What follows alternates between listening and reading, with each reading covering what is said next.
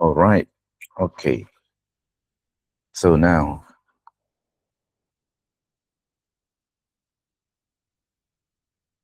last week we already started the CLO number 2. We covered two topics, namely introduction to planning and scheduling, um, explaining the overall concept, and you can see those kind of things basically fall under time management scope, which basically planning, scheduling, and lastly tracking and controlling. And you have seen why basically we need to do planning, uh, and what could be the reason if we fail to plan. And then we also introduced the concept of the various scheduling techniques, namely the bar chart, and then network diagram that we briefly introduced, uh, activity on arrow, activity on node, and eventually PDM, and then PERT, and lastly, line of balance. But in our class, for instance, we expect the student to be well versed with bar chart, AOA diagram, and eventually PDM diagram. And you are going to see those utilization in many other topics, including the assignment, test, and even final exam. So you should be able to basically well versed. So in this slide, and perhaps the subsequent slide, depending on how fast we can go, we are going to zoom in again into network diagram, because in order to be able to draw network diagram and basically to do the full calculation uh, for the critical path method, you need to understand the terminology being used. Okay, this slide basically will explain about those things. Okay, first thing first, brief history of this technique. Way back in 1950s, the arrow diagram basically was being introduced, and subsequently, I think in middle of 1950s, PERT diagram was invented in conjunction with the Apollo launching, for instance. Remember the differences between PERT and AOA is just simply due to PERT basically do have a few duration instead of just one duration. I think the slide is not showing. Oh, sorry? The slide is not showing. Not showing. Okay, okay. Yes. Okay, let me go back to this thing, those things. Okay.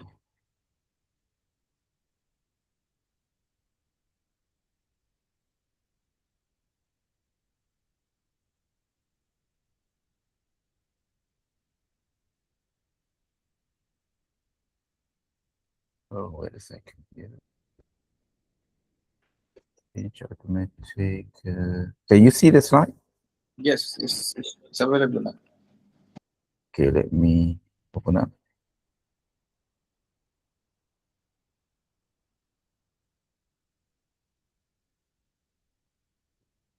Okay, can you see the slide? Yes, better. All right. Okay, good. All right. So the first slide of this topic, basically a brief introduction of history. We already mentioned about the bar chart, uh, was invented way back in 1910 by Henry Gunn, and now network diagram. In 1950s, for instance, they basically first invented this so-called arrow diagram, AOA, this one. And then in the middle of 1950s, the PERT was invented in accordance with the Apollo launching, remember? And PERT basically used three different possibility of timing. And then in 1960s, AON was invented. And in the mid 1960s, PDM was invented. PDM is basically is an enhanced version of AON diagram. So if, for instance, right now, we simply use PDM, so automatically AON is a part and partial of PDM anyway, and PDM is the one being heavily used in major software, namely Microsoft Project and basically the Primavera. Okay, if for instance we just simply learn about bar chart and PDM diagram, ignoring AOA, for me it is sufficient enough. But what to do? In measure of the textbooks, AOA is still around. Okay, so we just simply learn a little bit of those things to fulfill the syllabus content. Advantages of network diagram or network technique. Why basically we use network diagram? Well, simply because we want to connect the activities from the beginning until the end in network diagram. So everybody are interconnected. Why? If, for instance, we connect one activity and another, if delay is happening in that particular activity, of course, it could basically affect subsequent activities, and it could basically affect the ending activity for the whole project, which basically reflect the project duration. So those are very important for us to know so that we can take action if, for instance, delay in certain activity will have a greater impact on subsequent activity or even the critical path.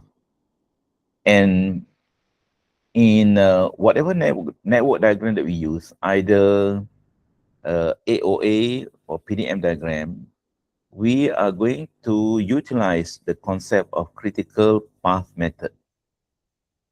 Critical path method is the method to calculate. It's mathematical computation. It is arithmetic computation, which basically the technique in order to basically to know what is the early start, early finish, late start, late finish of each of the activities. And at the end of the day, we are going to be able to calculate what we call total float and free float for each of the activity, which basically we can identify what we call the critical activities and eventually the critical path. So that is basically our intention. What is the critical path and what is the critical activities? So those will be defined in this slide anyway. And another thing is that once the all the activity are interconnected, we can use those things in order to demonstrate to what extent delay basically is happening. This is very important when we come up with the evidence to prove there is a need for extension of time. So basically, contractors need these kind of tools in order to prove. And then client basically need to know this thing as well, because client is basically trying to minimize the extension of time being granted to the contractor, isn't it? Because at the end of the day, client basically want the project to be completed as soon as possible. That is the things. So both party, either contractor or client, really need these kind of tools in order to demonstrate to what extent contractor basically is entitled for the EOT or the other way around. Critical path method. Okay. Again, critical path method is the arithmetic calculation, a computation in order to show what? To show what are the activities. What are the activities being classified as critical? So meaning to say, if there are activities being classified as critical, so there are also activity being classified as non-criticals. If, for instance, based on literal meaning. Critical meaning to say important, non-critical meaning to say not very important. Are there such thing as non-critical activities? All activities are critical in such a way they are needed, part and parcel of building itself, isn't it? You cannot basically simply do not put the wall on the building or beam or column because they are being classified as non-critical. No, no, no. It is just based on arithmetic competition in order to show whether such activity do have free time or not. Free time meaning to say such activity can be delayed either purposely or due to certain reason. That is the concept actually. All right. So we can apply critical path method into either AOA or AON, subsequently better known as a PDM diagram. All right. Advantages. We already mentioned a little bit about advantages. Okay. Advantages of what we call network diagram and then critical path method enable us to see uh, what are the critical activities, and when activity are critical, the path that basically where the critical activities sit, we call it critical path. What is critical path? Critical path is the longest duration among the other path. Okay, later on when we show into the diagram, you might be able to understand what basically path is all about. And among many paths, we can identify one that we call it critical path. And just remember, critical path, it is not singular. It could be multiple. But in a good scheduling, for instance, do have a minimum critical path, because if you do have many critical paths in your project, meaning to say there are many activities that do not have free time. If one activity basically slack or lag behind, so meaning to say it will affect the project duration. It could be one. If you have two, three, four, and now you are in trouble because your schedule is very tight. And that is the thing. So critical path allow us to see those kind of things, critical activities, the critical path, and the interrelated activities. And in between, for instance, we do have another term, we call it free float. Okay, free float is basically the free time such activity have without affecting the beginning of the subsequent activity. We are going to demonstrate those things in a diagram anyway, so it is very difficult for the time being to see those things. Okay, this is another example. Okay, this is another example. A review. What is activity on arrow, and then what is activity on what we call. Okay, let me make it small this way. All right. A second.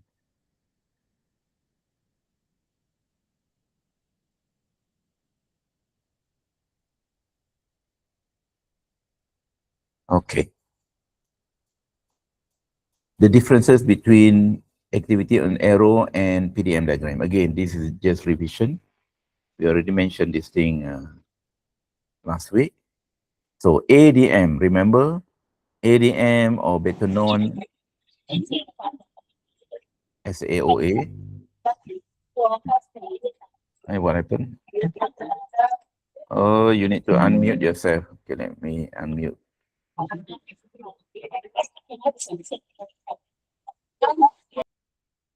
All right then, sorry.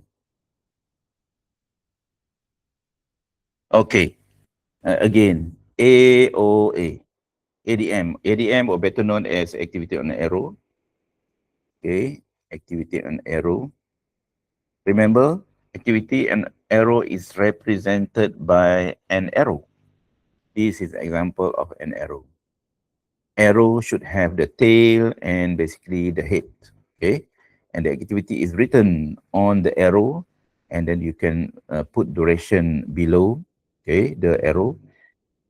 But then activity is not going to be completed just like that. It basically do have what we call the starting event. That's why we need the node. So the tail of the arrow here consists of one node that we call it starting node.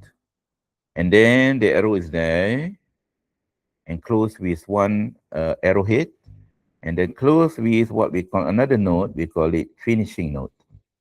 That is what we call a typical arrow diagram for one activity. AON or PDM diagram. Remember, AON is activity on node. Uh, A node, which basically originally looks like circle, and the activity is being written inside the nodes. But in order to avoid confusion, later on the activity on node basically being replaced by square. So this is what square is all about. And instead of having the arrow, now we just basically draw a activity inside the node. And then because it is a square, there are many things that we can write inside the box compared to this node in the arrow diagram. Okay, and if we have two activity, we can draw one is for A and another one is for B. But we still need arrow because you simply cannot draw two boxes like that, which basically fail in terms of characteristic of network diagram. Network diagram, everything has to be connected, isn't it? But we still need arrow. But arrow in this PDM or A or N diagram does not mean activity. It basically reflects relationship. So in this diagram, remember, on the left side of the box indicate start, on the right side indicate finish, and subsequently B on the left side indicate start, and then on the right side indicate finish. And you notice that there is a wording that I write down here, finish to start. So this arrow indicate finish to start relationship. It is one type of relationship around. Okay. Remember, AOA only use finish to start relationship. AON originally also use finish to start relationship. But then when PDM diagram being invented, we can come up with different or various type of relationship by just changing from where basically the arrow is coming from the box. Okay, we are going to demonstrate those things later on. So that's why eventually nowadays many software basically using PDM diagram because they do have many relationships that we can play around, including the lag and lead. At the end of the day, that kind of diagram is sufficient enough. Compare with AOA diagram.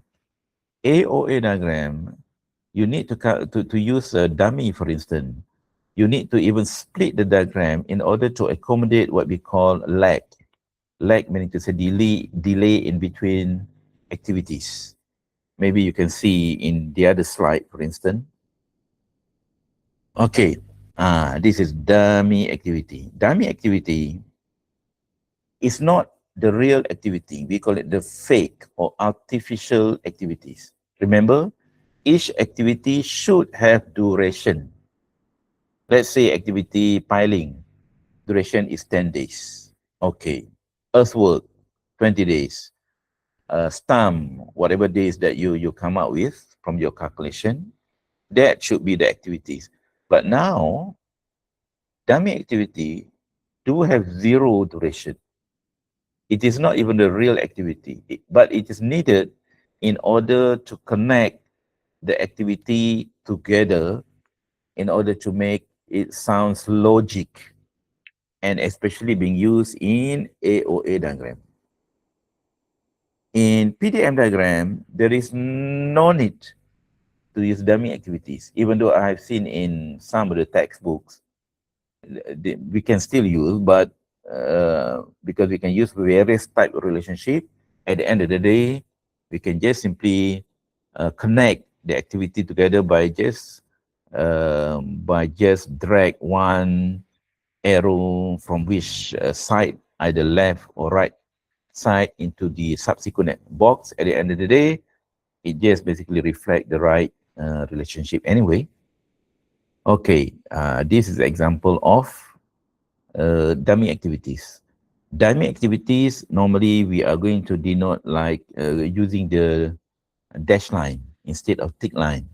Okay, for instance, this drawing, why it is being considered as false? The right one is here.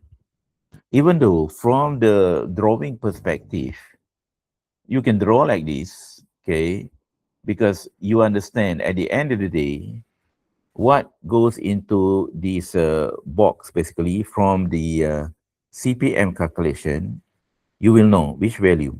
Okay, I give you an example. A is using 5 days duration.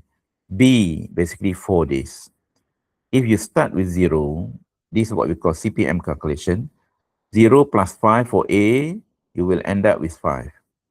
0 plus 4 for B, you will end up with 4.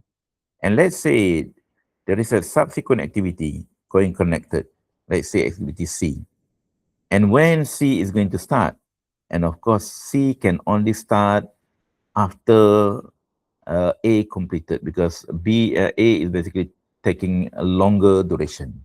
So 5 will be in this slot in terms of the way we denote the CPM values there. Okay, but having said that, in the computer system, okay, the computer will get confused because there are two activities sharing the same node numbering. Let's say this is node number 1 and this is node number 2.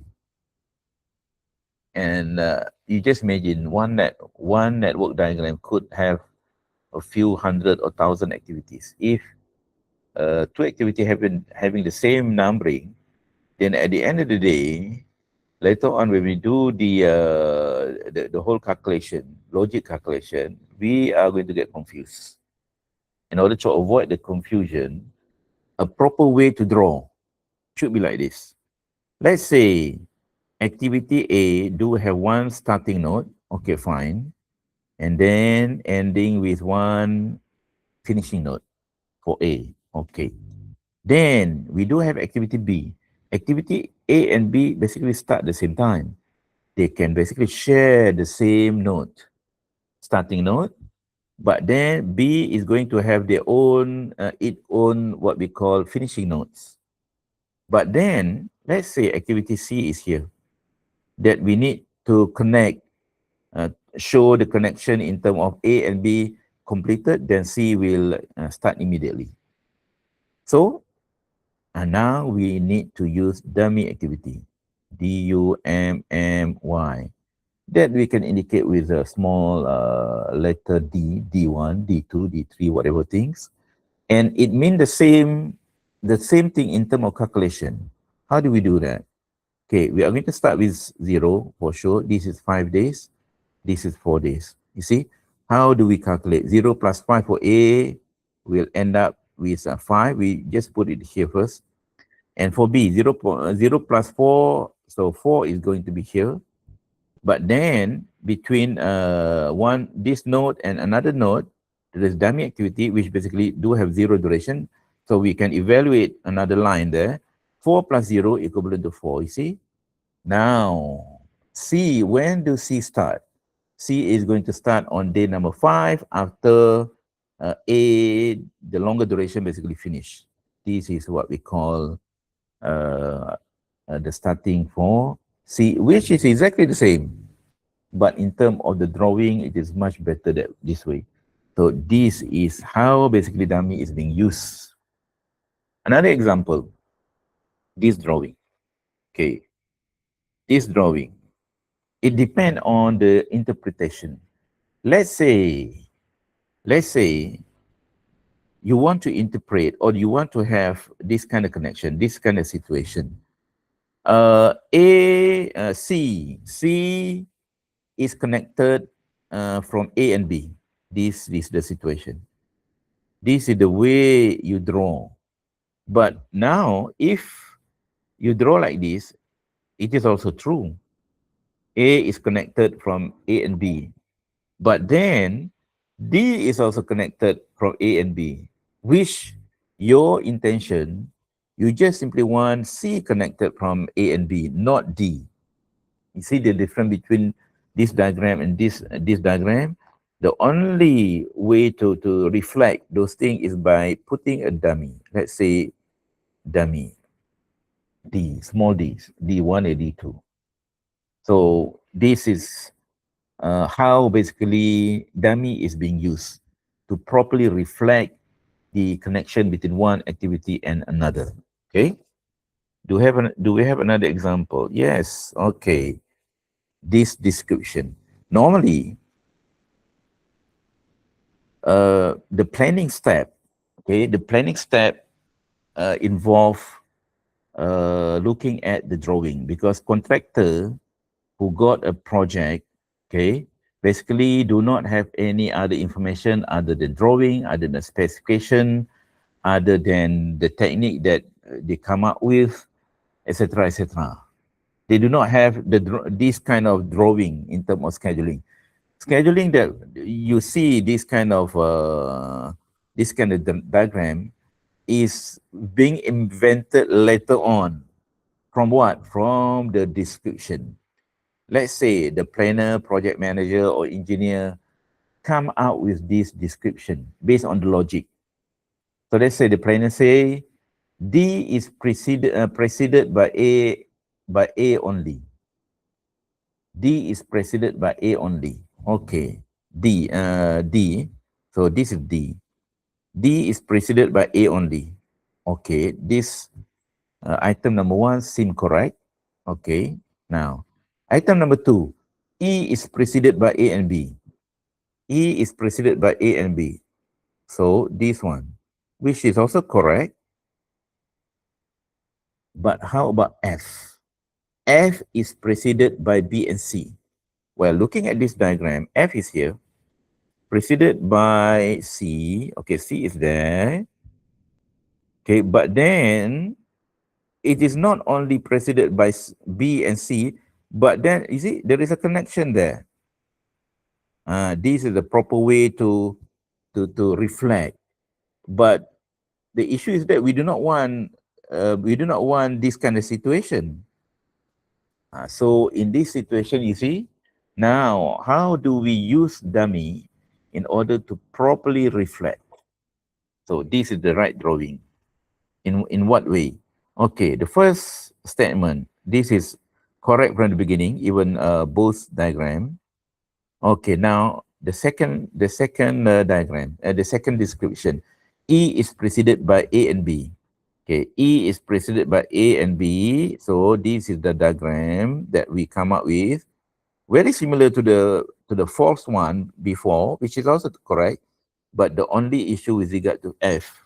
Now, since we want F to be connected from B and C only, so this is the diagram, the correct diagram. See, the correct diagram whereby there is no other connection with A. That's why we use this kind of dummy, three dummy, D1, D2, D3. You see how basically dummy is being added into the network diagram in order to properly reflect the logic description of one activities. Who basically come up with this description? The engineer, the planner, the project manager. And these are the only information that they come up with. But then from this, how to translate into a proper diagram? Because remember, the one that do the planning and scheduling are different people. But the one who is going to implement the works are different group of people, basically workers, plus the with the guide of supervisor, foreman, and engineers. But engineers, supervisor might not be around 24 hours with the workers anyway. So you see, the usage of drawing will reflect the thinking process that we already mentioned in the last week class. Okay, now relationship. Remember, I mentioned to you, activity on arrow only do have one type of relationship. So that's why it is very simple kind of drawing. And for a small project, you can always use this AOA diagram. And of course, in our class, uh, we normally decide to give like maybe less than 20 type of activities or tasks. So you can use AOA diagram in order to solve the problem, in order to get the values that we want, especially when we learn about CLO3 related topics. But not right now, for instance, if the assignment question, test question, or even final exam question ask you to solve using AOA diagram, so meaning to say you need to comply with the question. Use AOA diagram. But if, for instance, the question do not ask you to either use whatever technique, well, it is up to you. You can use AOA or PDM. They will basically give you the same result anyway. PDM. Now, PDM, the original one basically started from AON. And remember, AON do have only one type of relationship. But then PDM is an enhanced version of AON. Uh, this is number one, number two, number three, and number four. There are four type of relationship that we can use for PDM. That makes PDM more flexible and very accommodative in terms of the ability to connect activity much easier. There is no need to add or to split activities. If you can see the other in the other slide, you can see uh, in AOA diagram, for instance, we need to split the activity in order to accommodate something. What are the something? The something is what when we do have delays. We want to mention there is a delay between one activity and another, but then it is very difficult to incorporate those things other than splitting, especially in AOA diagram. Critical path.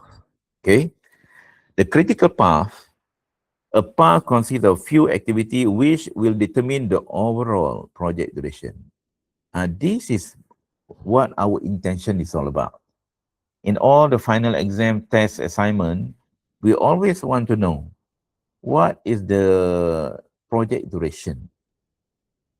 When we connect all the activities together, we want to know. And this project duration will be derived from a path that we classify as a critical path. And of course, this is the characteristic of critical path. And I do not want to confuse you for the time being, but the best way to remember is basically when the total float value equivalent to F.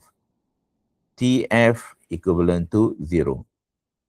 Total float in the computer software, instead of naming them as a total float, they will call it total slack, SLCK.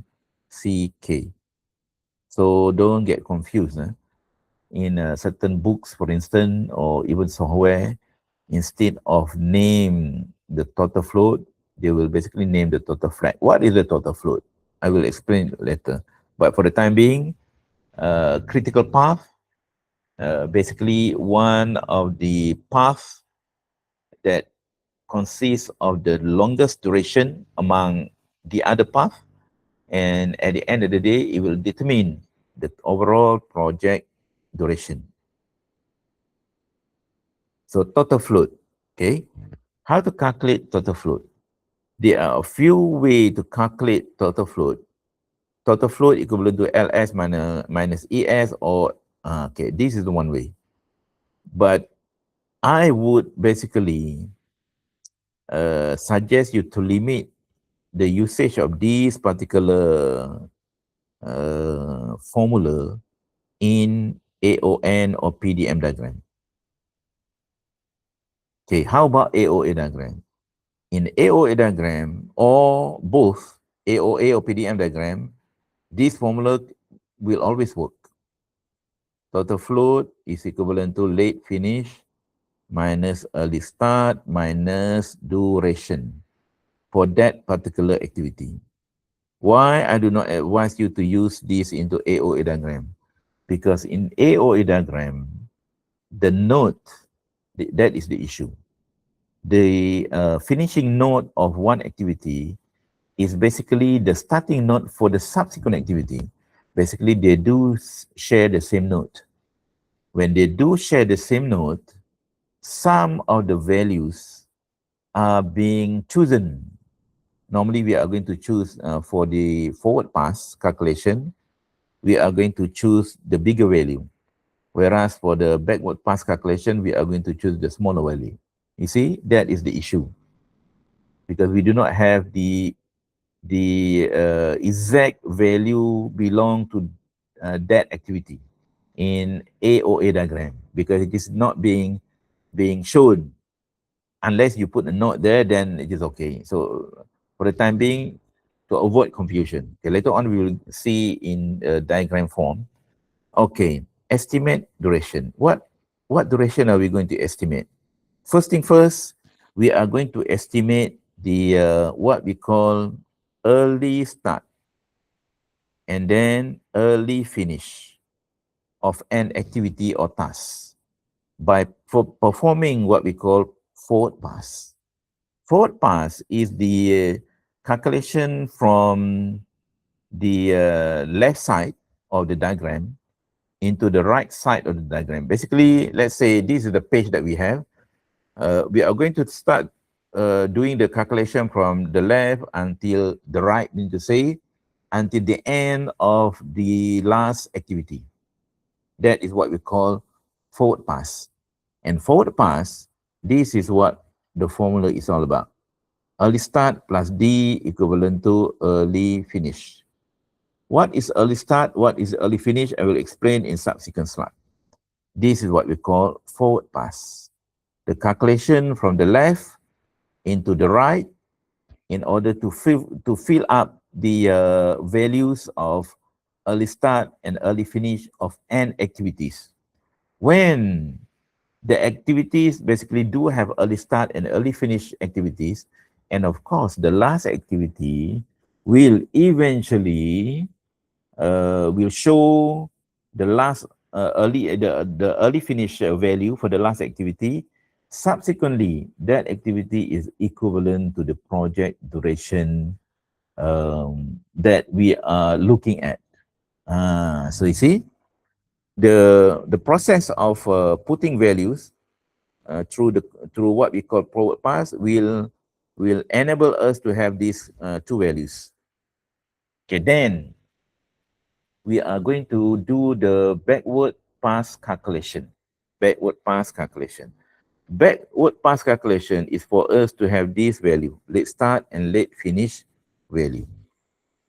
Okay, late start and late finish value. And we are going to do the calculation from the right until the end of the network diagram. So in the network diagram, in a box, for instance, this box, you notice the box that we've written here, this value, is going to be filled up with values. Okay, with the early start values and early finish values, or in what we call software, we call it date, the starting date and ending date for such activities. And remember, planning and scheduling. What is scheduling is all about? Scheduling when we attach starting date and ending date. Remember, scheduling is where we relate the word W. one other W. We call it when. When basically reflect the starting, ending, and if, for instance, we work backward, okay, it's going to show us whether such activity we can start a little bit late. And that is the whole concept in simpler term. Avoiding terminology confusion. Well, if for instance you just simply learn for the first time, I think you are not going to confuse. But if for instance for senior people like me or the people who basically graduated from the same year, for instance, some people still got confused because initially CPM was invented in a way that they created arithmetic computation.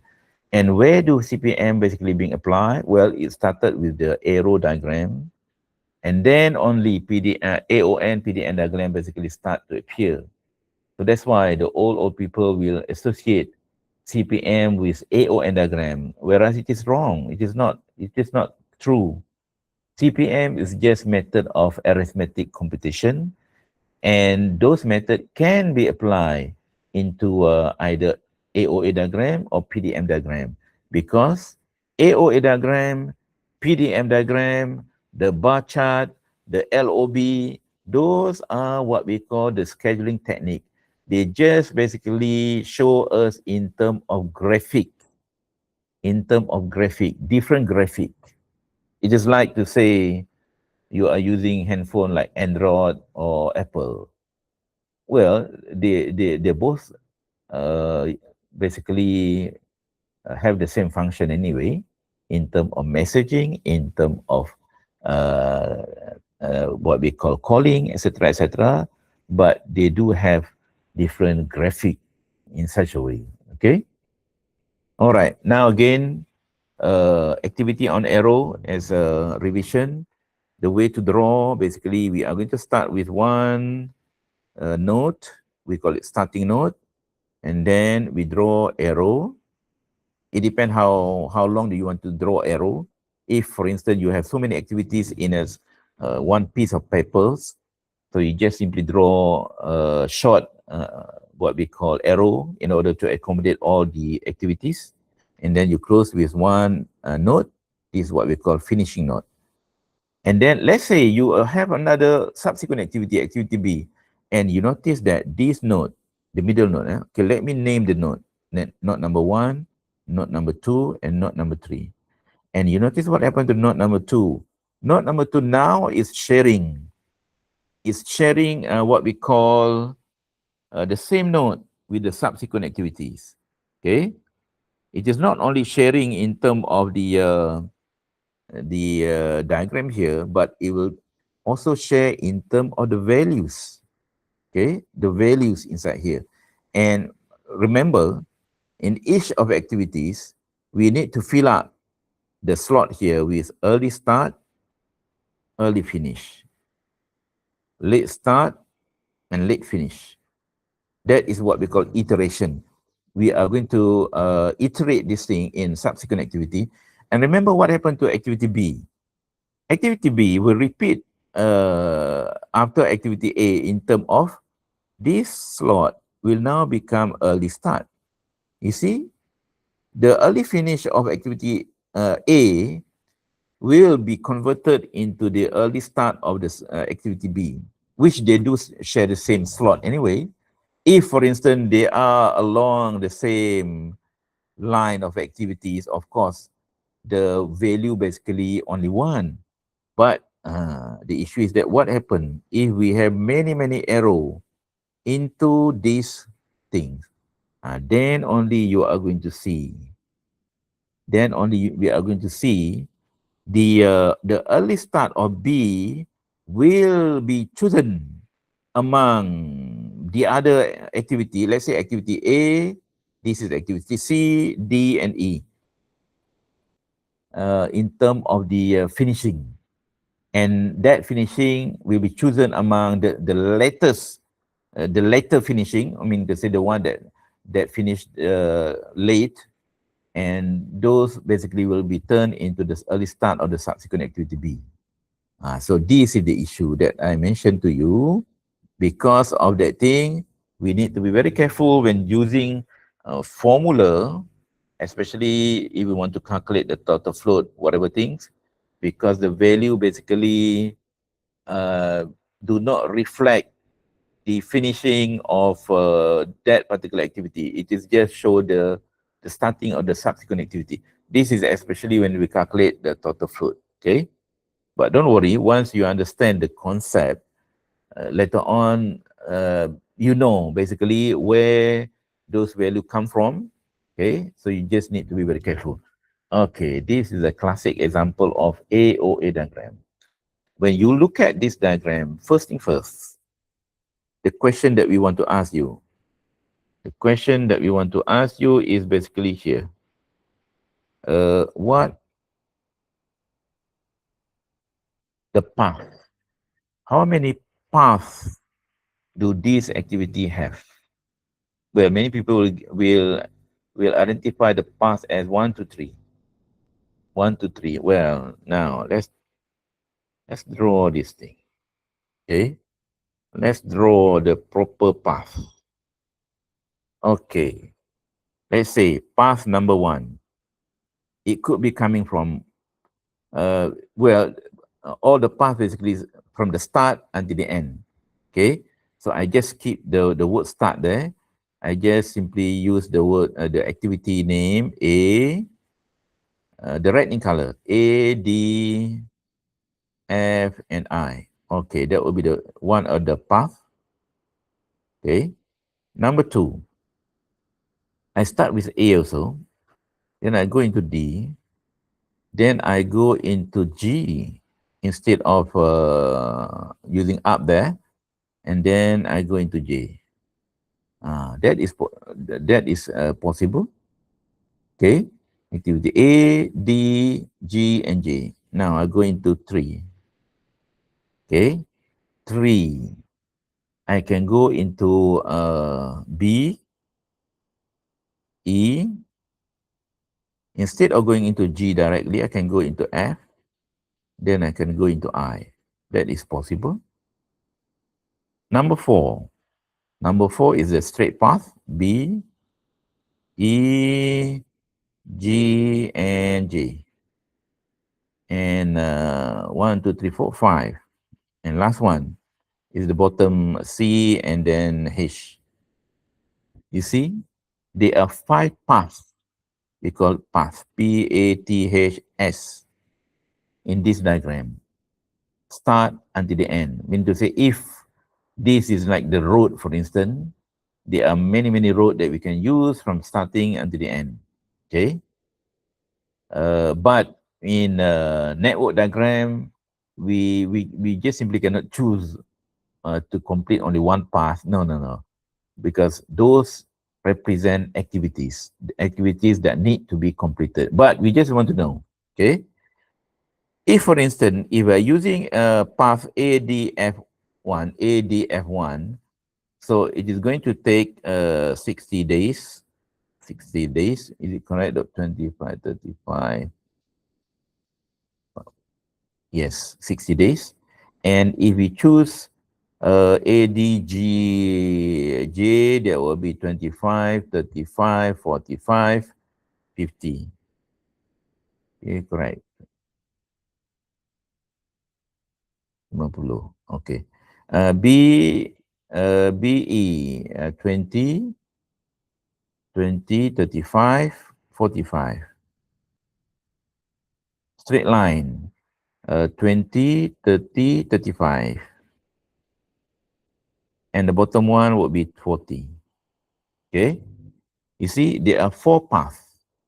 And you notice that the longest path among all, here, this one, the longest path. And this longest path, meaning to say, reflect the minimum project completion date. Project cannot be completed in 50 days. Why? Because there are still activity running. Project cannot complete it in 45, 35, or 40. Can project be completed in 61 days? Yes. because the minimum requirement is basically 60. Project can be completed in 100 days by all means. Meaning to say they are going to have plenty of free time anyway. That is the things. Okay. And this path basically not only it will basically conclude the project duration completion in 60 days. If we do the calculation, this 60 will be here in terms of the values. And ADFI, the red in color here, these are the activity that we will be classified as critical activities. And when critical activities are connected together, they are being called critical path. Remember, critical path could be one or multiple. But if, for instance, we construct the network diagram at the beginning, for instance, we might want to have a critical path basically only one. It is not wrong to have more than one, but then it will show that you are going to have a problem later on when you have too many critical paths. Okay, what does these critical activities simply mean in a simpler term? Okay, you just imagine activity C and H, this line, this line, this line. What happens if I delay activity C by 10 days? Meaning to say, if for instance, instead of completing activity C by 20 days, I add another 10 more days, 10 more days. Meaning to say, this activity, instead of completing in 20 days, I require or I need 30 days for whatever reason. We can do this, the calculation, and you notice that since we only require 40 days for activity C and H, if we add 10 days to that line, so the whole basically path for C and H will only require 50 days. 50 days is also less than 60 days. So that's why activity C is being considered as non-critical activities, since it do have what we call free time, extra time, that activity C can be delayed for whatever reason in terms of the starting, or even in between. Let's say instead of taking 10 days, instead of taking 20 days, due to rainy season, it is being extended even until 30th, but it still will not affect what we call project completion duration. So that's why those activity other than red in color being considered as non-critical activities, because those activities can be delayed based on whatever value that we can calculate later on based on the total float values. But let's demonstrate what happened to A. Activity A, I want to increase, let's say we delay by another additional one more day. Instead of 25, for whatever reason, I add another one, which equivalent to 26 days for A. What happened? Automatically, it will add another one more day to the project completion. So that's why we call activity A, D, F, and H are being categorized as critical activities because they do not have any free time that they can play around. Because why? Because this project completion is being locked based on their duration, activity A, D, and F duration. If something happened to either one of them, automatically, we don't have to do the calculation. We don't have to crack our head anyway. So this basically will be influenced. So that's why, perhaps for the time being, you can see why network diagram is needed. Okay, why network diagram is needed? Because we can see the impact right away.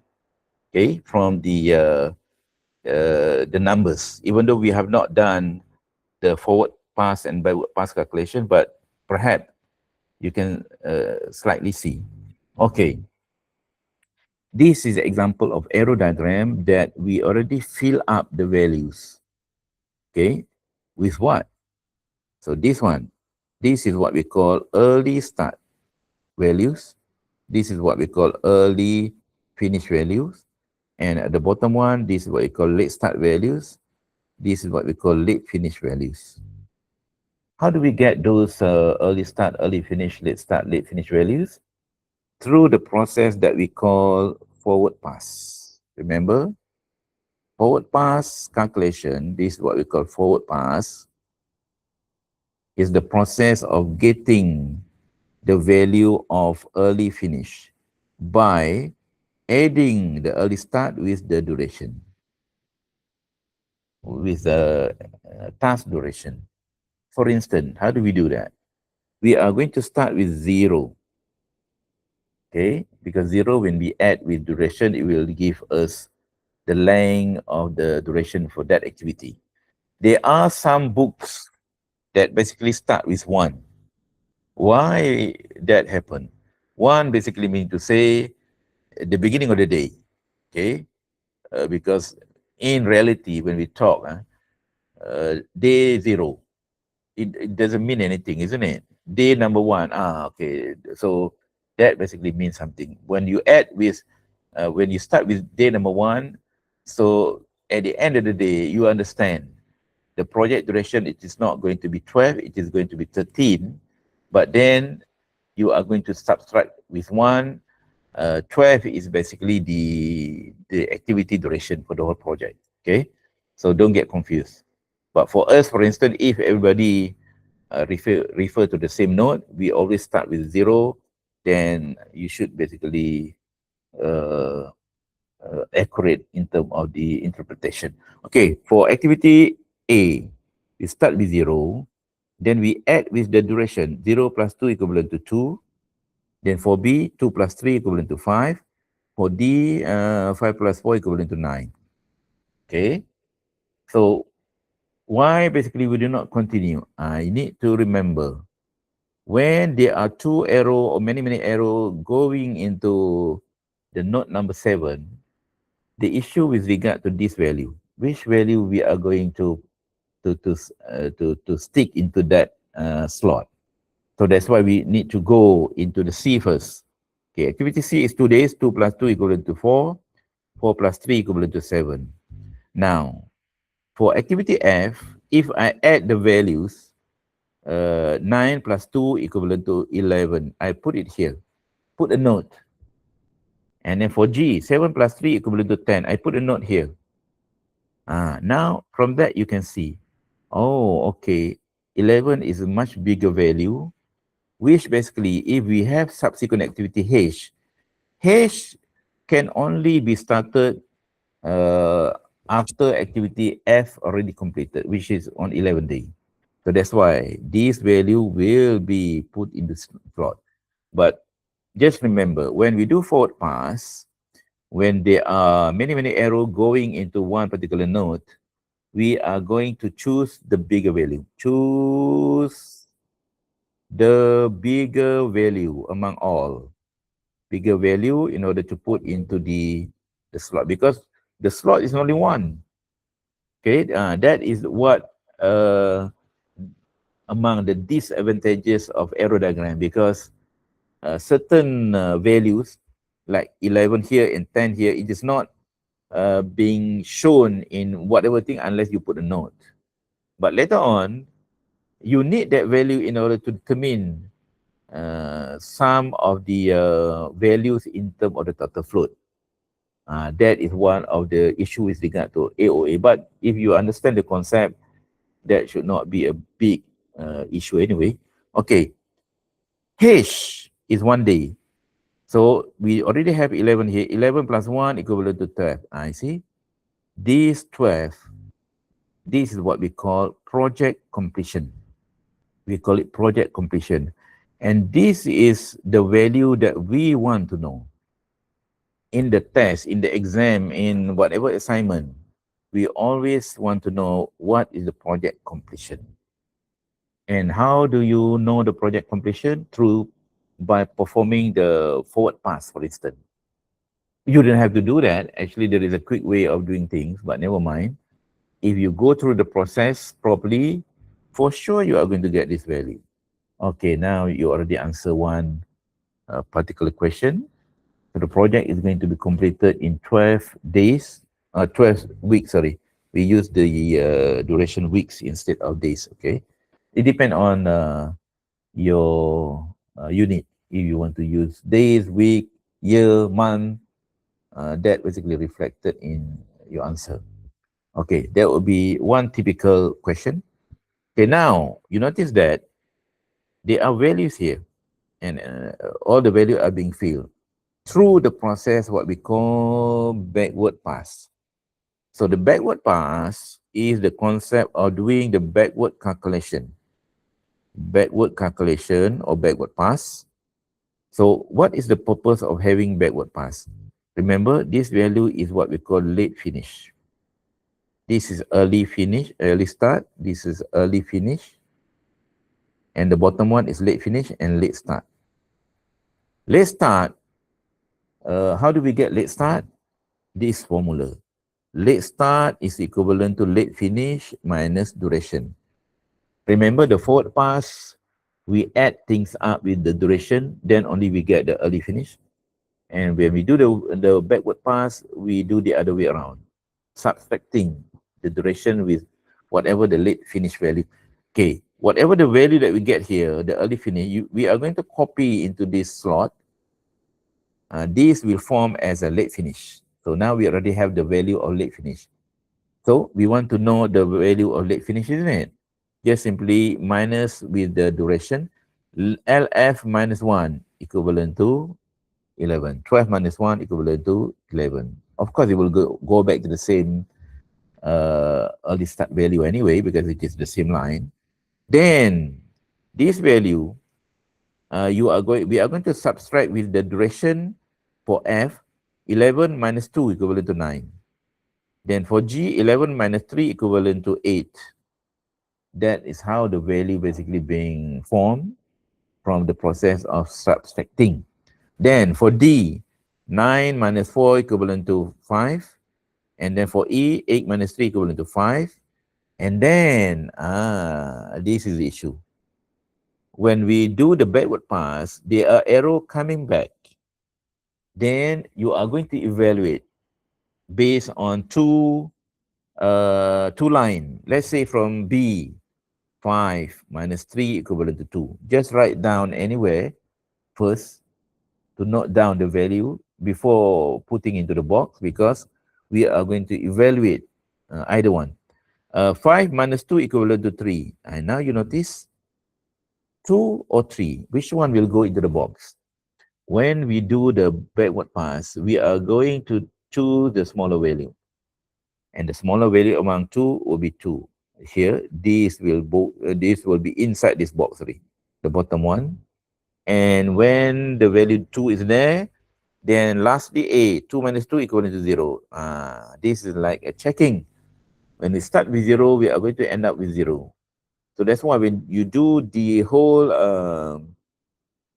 forward pass and backward pass, because in our exam or whatever it is, even though you can get the answer very, very quick, once you know the overall concept, actually you can answer this question within 1 or 2 minutes if you understand the trick.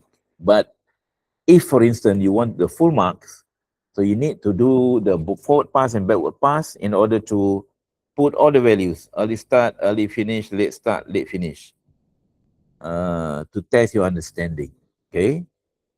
To test your understanding. And some people basically, along the line, when they do, they perform the addition with the duration and subtraction with duration, even that, also they make a mistake, okay? They make a mistake, and for sure, at the end of the day, you are not going to get 0. From that also, you can know something is not right somewhere. So what shall you do? Go back and recheck. Even that also, you will notice in the previous semester, some people basically just simply give up. because they didn't get zero, and then they are so lazy to trace back the error. If they put a little bit effort, they can easily detect, because the diagram that we give is not that big anyway. Consists of few activities only. You can basically finish if you check one by one within a few minutes. Okay, this is activity on note. Remember, activity on arrow is one thing. Consists of arrow and notes. And how about activity on note? Okay, remember, activity on note, it basically started with the circle. This is a circle, because note is always on like circle.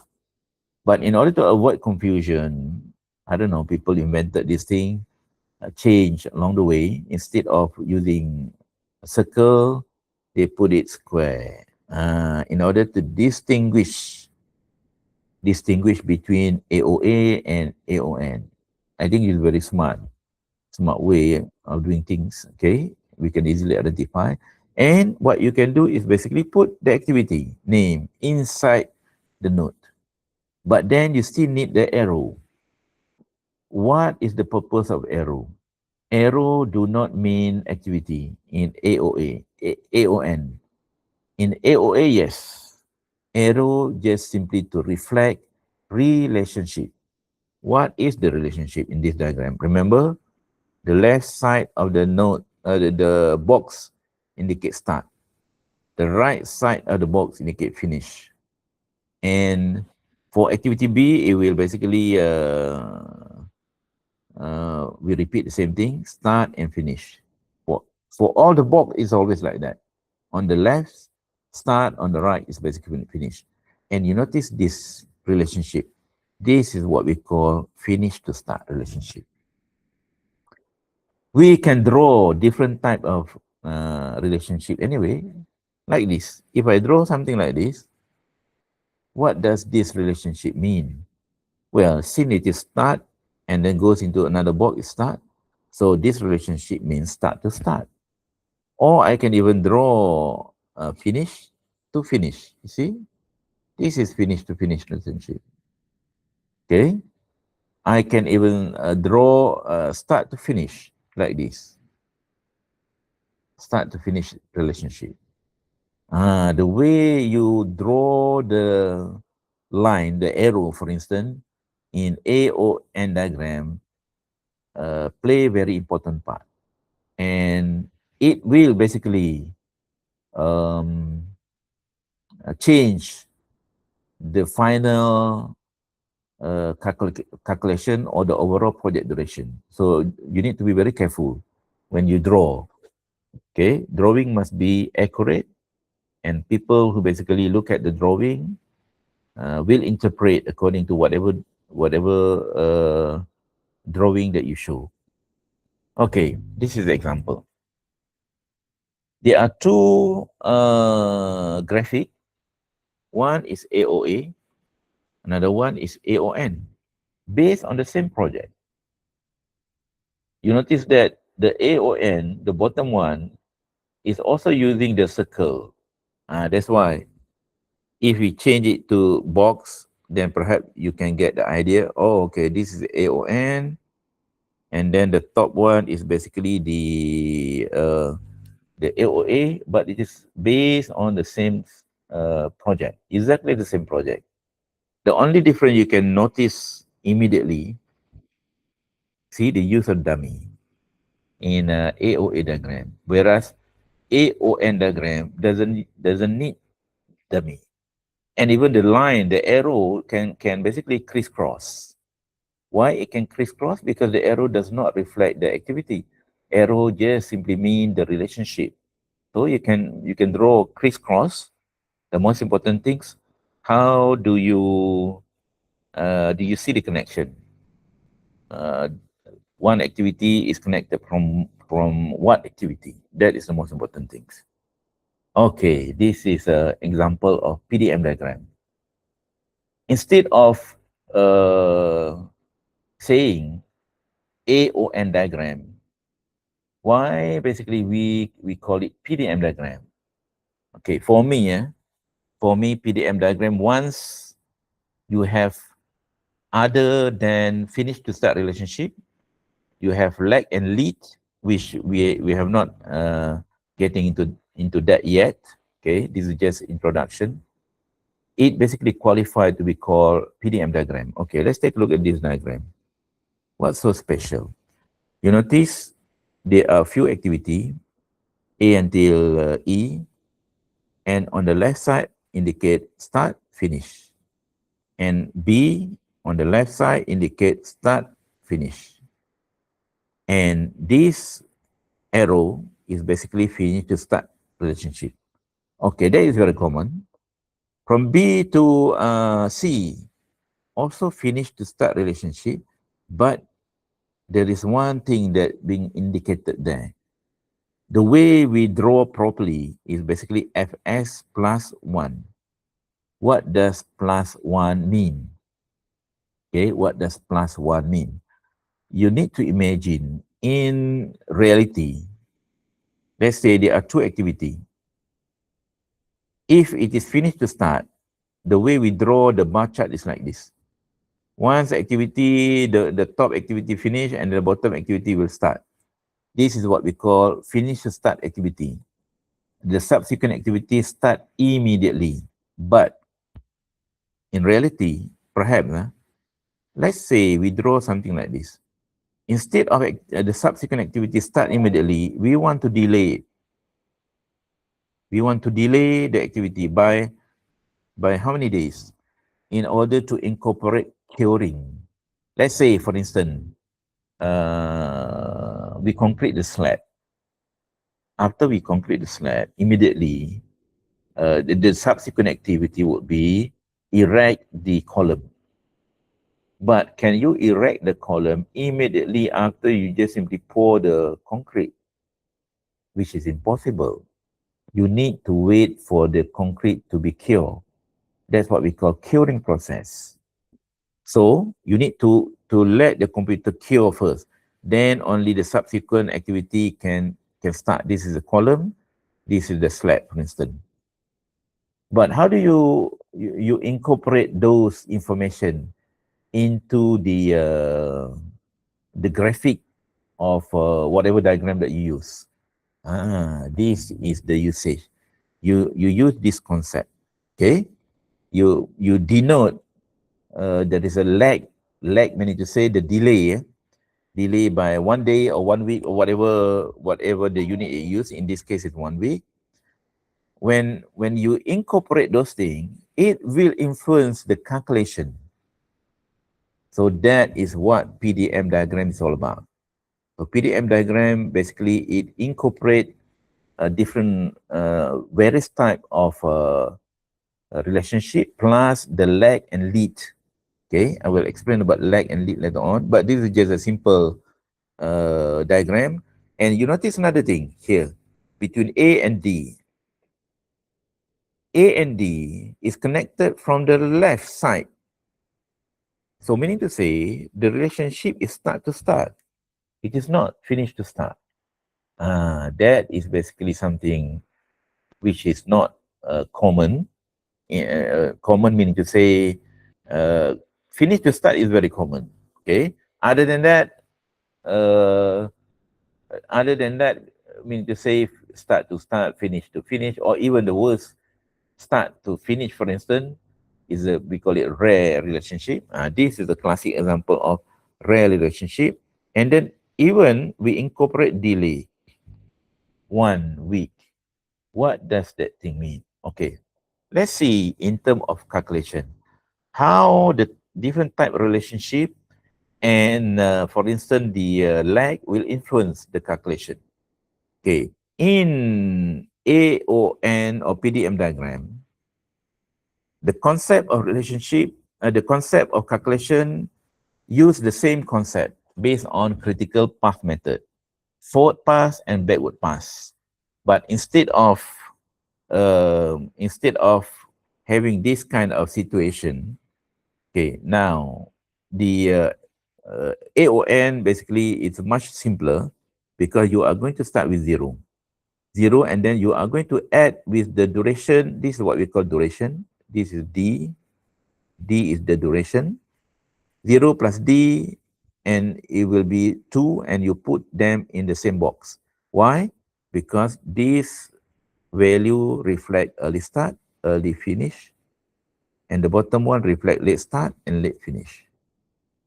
And the good thing is that each of the box contain the early start, early finish, late start, and late finish value belong to that activity only. They basically do not share like the what we call the arrow diagram. Even they might share the values, but that is exclusive. So we don't have to crack our head to look at where basically this value come from, because in that particular box, we already know, oh, okay, that is the early start values and early finish. Okay, now we start with 0 plus 2 equivalent to 2. Let's go into the B. These two, we are going to transfer into this box because the type of relationship, meaning to say finish to start immediately. So that's why 2 is there. And then within the box, you need to add 2 plus 2 equivalent to 4. This is what we call forward pass value. Forward pass. Again, the same equation that we use, because forward pass are the critical path method calculation. Okay, it is method being derived from CPM. Okay, now 2 plus 2 equivalent to 4. Okay, now we already complete the A and B. But we need to be very careful when go into C, because there are 2 arrows going in. Remember, when we do forward pass, we are going to choose which value is the bigger, but we need to solve the bottom of the activity first, then we see how the value come about. Okay, now A and D. A and D is not connected using the finish to start relationship like normal. They are start to start. So when they are start to start, the left hand side of the value 0 is the one that we are going to transfer into this box by right. But since we do have one condition that mentioned the start of activity D, even though they are going to start at the same time, but there is a 1 week delay being mentioned. So we need to say, instead of 0 to 0, we need to add 0 plus 1. Why do I do this? Because remember, forward pass, everything plus with the duration, and the plus 1 could be, in some other example, could be, instead of plus, it could be negative. So that's why you need to be very careful. But now we start with 0 is okay. 0 plus 1 or 0 plus minus 1 still is going to be minus 1, isn't it? But if, for instance, in some other activity, maybe the value basically start from 2. Then you need to be very careful, because it will influence anyway. Okay, 0 plus 1 equivalent to 1. 1 plus 1 equivalent to 2. And then 2 will be transferred here. 2 plus 1 equivalent to 3. Okay, now, okay, this value 5 is basically going to be taken either from B and E, this value. Okay, if it is coming from E, the value is 3. 3 is smaller than F. Sorry, 3 from E, 3 is much smaller than B. B, the early finish of B is basically 4. So, which is not possible. But then, B, instead of transfer directly 4 into this box, but then there is a condition, remember? There is a lag that we input. Okay, meaning to say activity C is not going to be started immediately after B finish. So B basically will finish on fourth week, but then there is a delay of 1 week. 4 plus 1, 4 plus 1 equivalent to 5. And since this 5 is much bigger than E, okay, for sure, definition of E, so 5 will be in that box, and then subsequently we add with the duration plus 1 equivalent to 6. You see? So this is what we call project duration, finish in 6 days. Okay. It will basically influence by type of relationship and lag, lead, etc., etc. But in our case, for instance, the bottom activity D and E are not that significant because it is smaller in value. If, for instance, D and E is much bigger in terms of the value, it could be possible that the line could be coming from D and E instead of the top line. So now the top line, A, B, and C are being considered as the critical activities. And when they are connected together, they are being called critical path. Okay, A, B, C. So normally we are going to denote by different color, thick line, whatever, automatically. And you notice that there is a value of the thing being put here. 0, 0, and the bottom is 2. It indicate what? Total float. Okay, we have not come into the total float yet. Okay, but from the previous slide, we already mentioned that when activity critical is when total float is equivalent to 0. How to calculate total float? Okay, later on. Because this slide consists of what we call introduction. First, basic component of network diagram basically consists of activity or task, logical relationship, arrow, node, and critical path. Okay.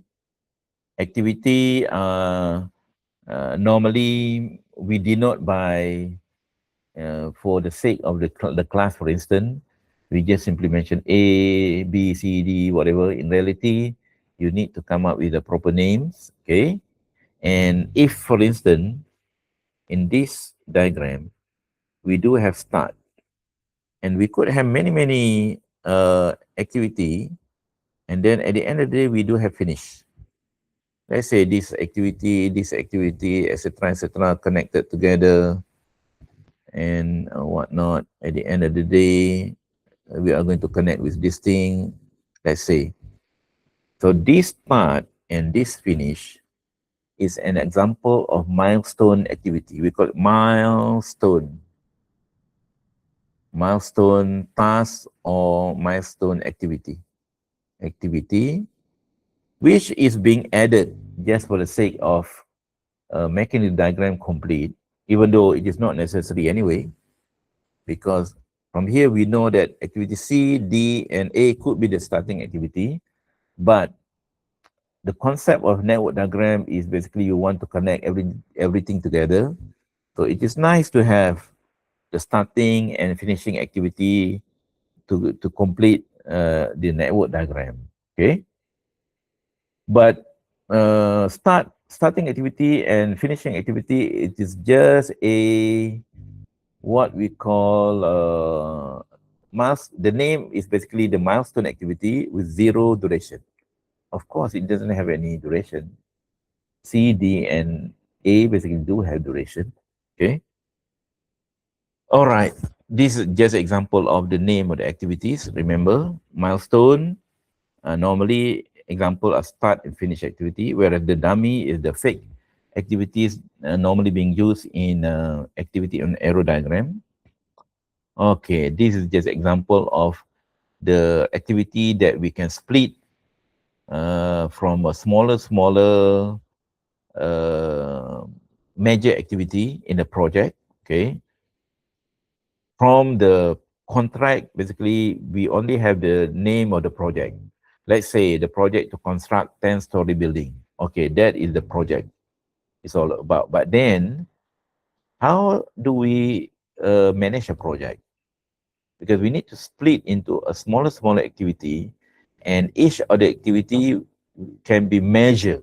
And that is the thing. When we can measure something, then only we can basically set the performance.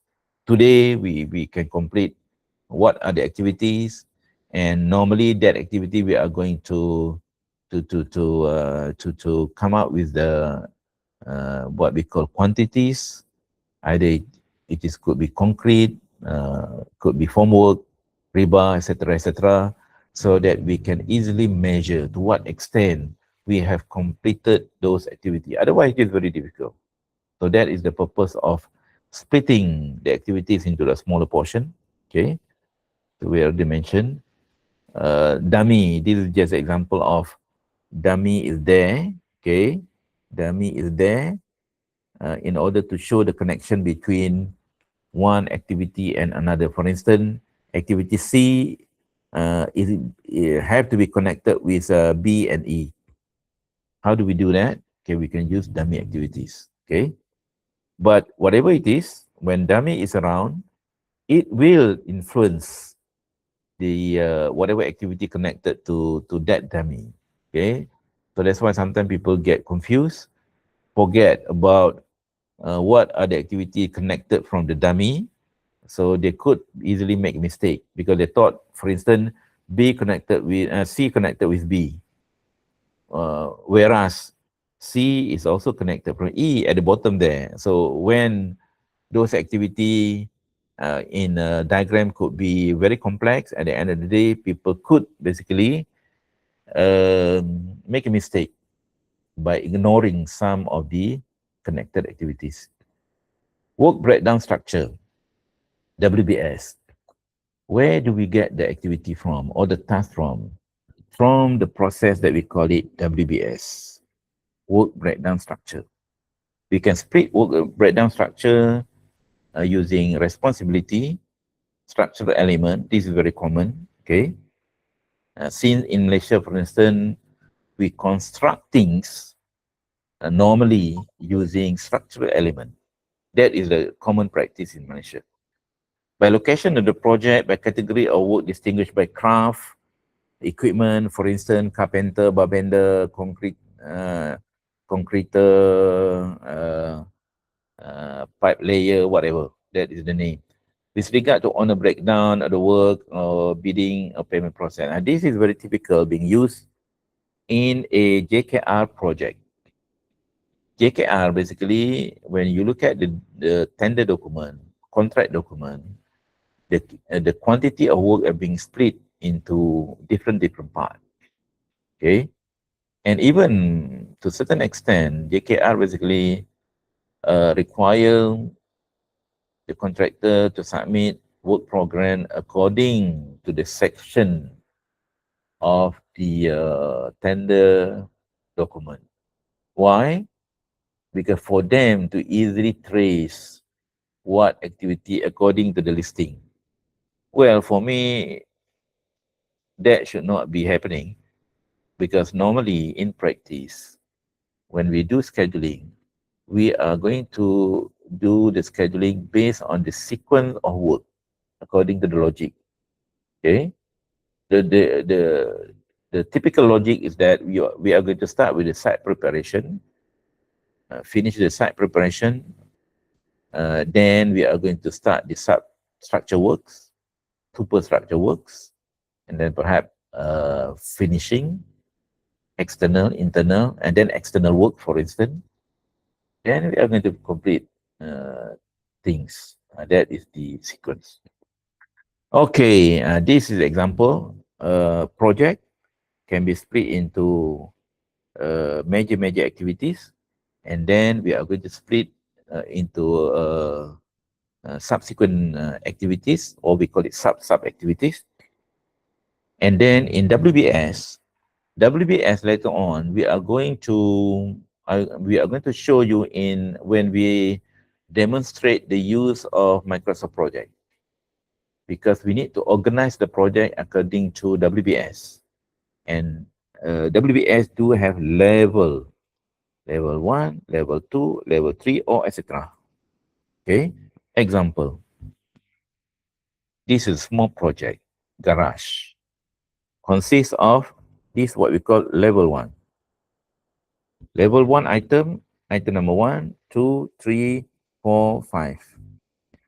And if, for instance, we split it further, This is 1, 2, 3, 4, 5. This is what we call level 1. Then this is level 2, 1.1, 1.2, 1.3.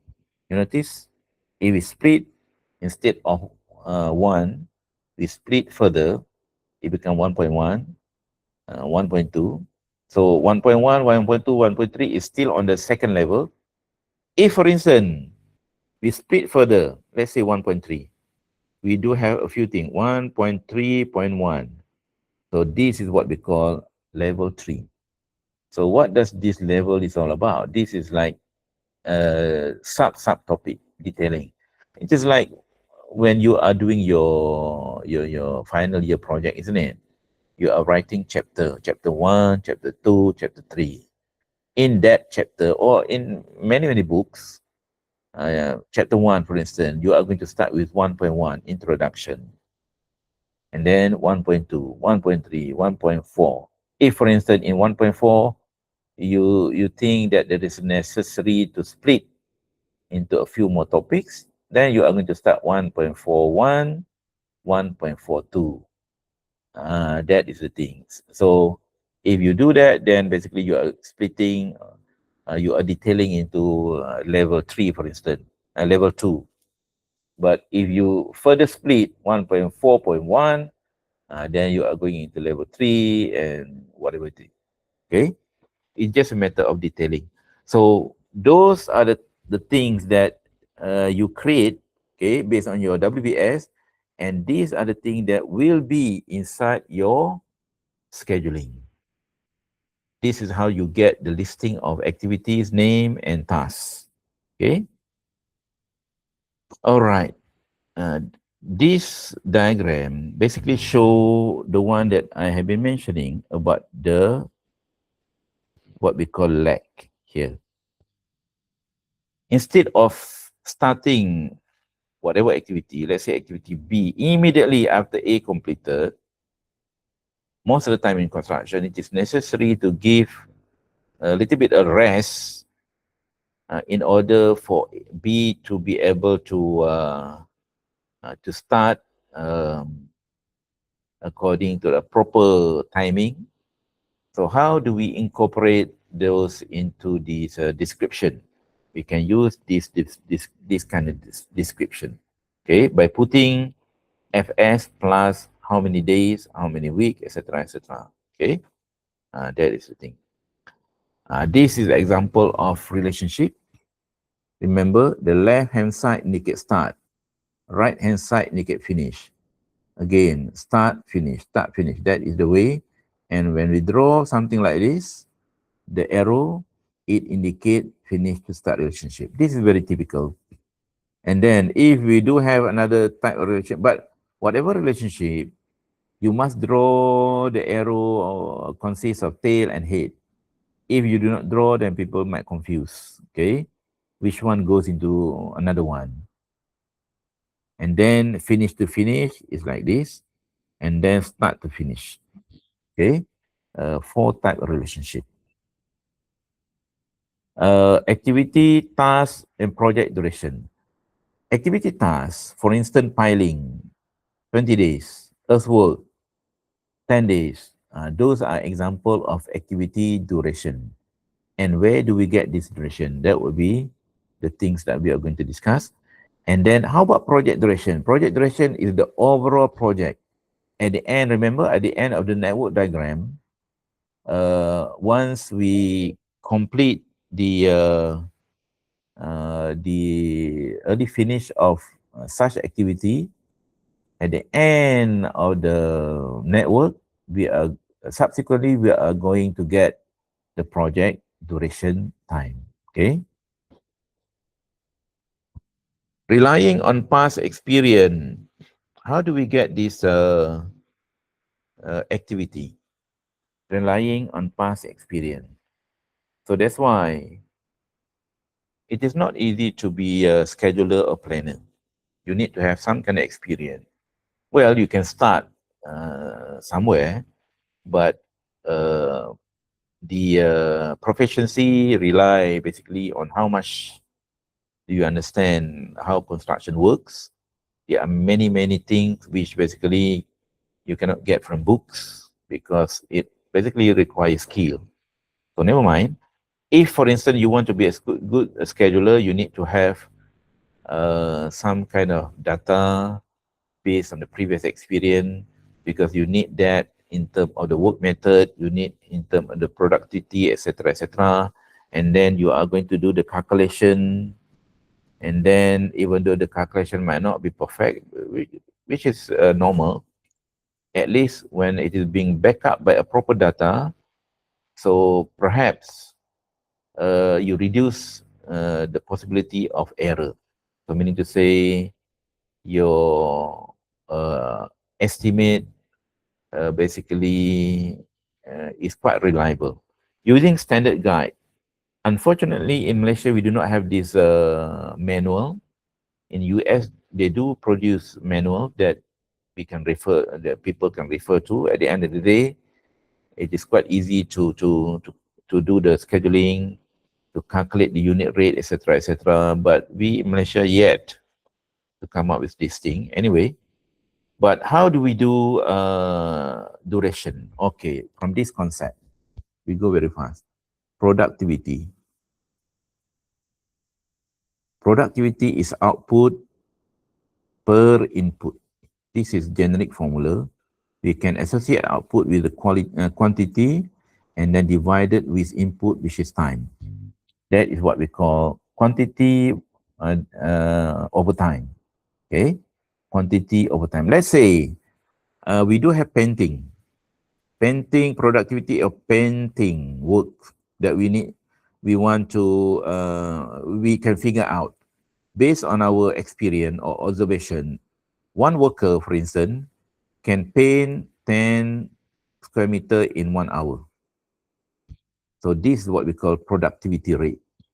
Productivity rate or output capacity of workers, whatever things. But in the modern terminology, we call it productivity rate. Okay. This is the database from work experience or from what we can observe. In fact, we can even come up with the method of measurement in order to figure out. Okay, let's say in our building in UTM, one of the block, we figure out 1,000 square meter that need to be painted.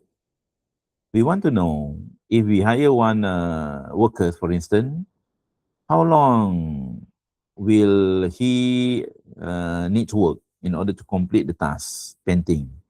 Well, using this formula, okay, equivalent to P, so we put back into this equation,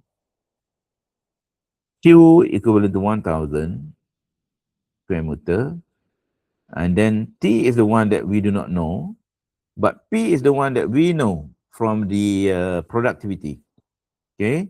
10 square meter over 1 hour. And then we cross-check. This is just mathematics. At the end of the day, we can conclude 1,000 divided by 10. The square meter is basically gone in terms of unit and remaining is hour. See? 100 hours. 100 hours. But if we want to compute into, to convert into days, let's assume that that guy can work 10 hours in 1 day. 10. At the end of the day, we get 10 days. You see, this is example of how we calculate the duration for each activity once we know this information. So that's why it is very important to have this productivity rate database. But contractor, for instance, they have this information, except that they are not going to share with you anyway. I have seen contractor who created the Excel sheet, consists of formula. Let's say site clearing. The only thing that you input is basically the quantity or the area. If you know the area, and then the site clearing will use whatever the equipment, bulldozer, this type and that type. At the end of the day, it will give you how many duration, estimate duration. That is just for one item. Just imagine, there could be hundred of information inside those Excel, so that you just need the quantity because Q is there. Okay, you see, this is how. Another example, okay, simple example. How basically we come up with the duration, and you know what? Duration has to be tied up with the resources that you have or you think you plan to use. Example, let's say you have you are doing your cut and fill, okay? You have done with the grading, whatever things. At the end of the day, you have excess soil, 800 square meter that you need to dump 24 kilometer away. This is the excess soil. So you figure out what kind of equipment that you need to use. You need to use a dumper, lorry, excavator, and you need to know the output capacity of this machine or the productivity rate. Normally, machine, we normally call output capacity instead of productivity, but they are the same thing anyway. Okay, let's say you figure out about those information from the supplier or from your experience. Now we can do the calculation. Now we can calculate the output capacity of the lorry. The lorry, let's say, can carry 20 cubic meter in 2 hours. In 2 hours is the cycle time.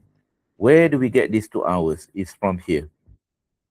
The lorry need to be filled, transport, dumped, and then come back, and the 2 hours is here. 2 hours is here. And in 2 hours, the lorry can only carry 20 cubic meter based on the carrying capacity of the lorry. If you use a bigger one, it will be different. In one day, let's say that lorry driver can only make 4 trips. Let's say he's working from 9 to 5.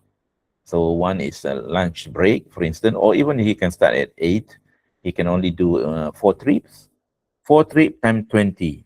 So it will turn to be 80 cubic meter per day, one lorry. But then we do have this amount of lorry material need to be transport out. If, for instance, we can have 10 lorry, so we can settle this thing in one day. But is that possible? So at the end of the day, the number of lorry is going to be compensated with the duration. If we do have 10 lorry, we can do it in one day. If we do have only 5, then we have to take double the day. If we have only 1, for instance, we are going to end up doing the work in 10 days. That is the connection, okay, between resources that we have or we choose or we plan with regard to the quantity, because those are the equation. Where does this equation coming from? From the same concept here, productivity calculation. Okay, now let's say we settle for 10 lorry. We do have 10 lorries. Okay, now excavator. How many excavator that we need? If we do have 10 lorries, but then we only have 1 excavator, so we need to say we are not going to achieve, we are not going to complete in 1 day also, because a lot of lorry will basically have to queue up to fill up the earth anyway. But then excavator have to be equivalent. So excavator can work 40 cubic meter per hour, and then in 1 day, 8 hours. We assume 8 hours. So that excavator can fill up into the lorry 320.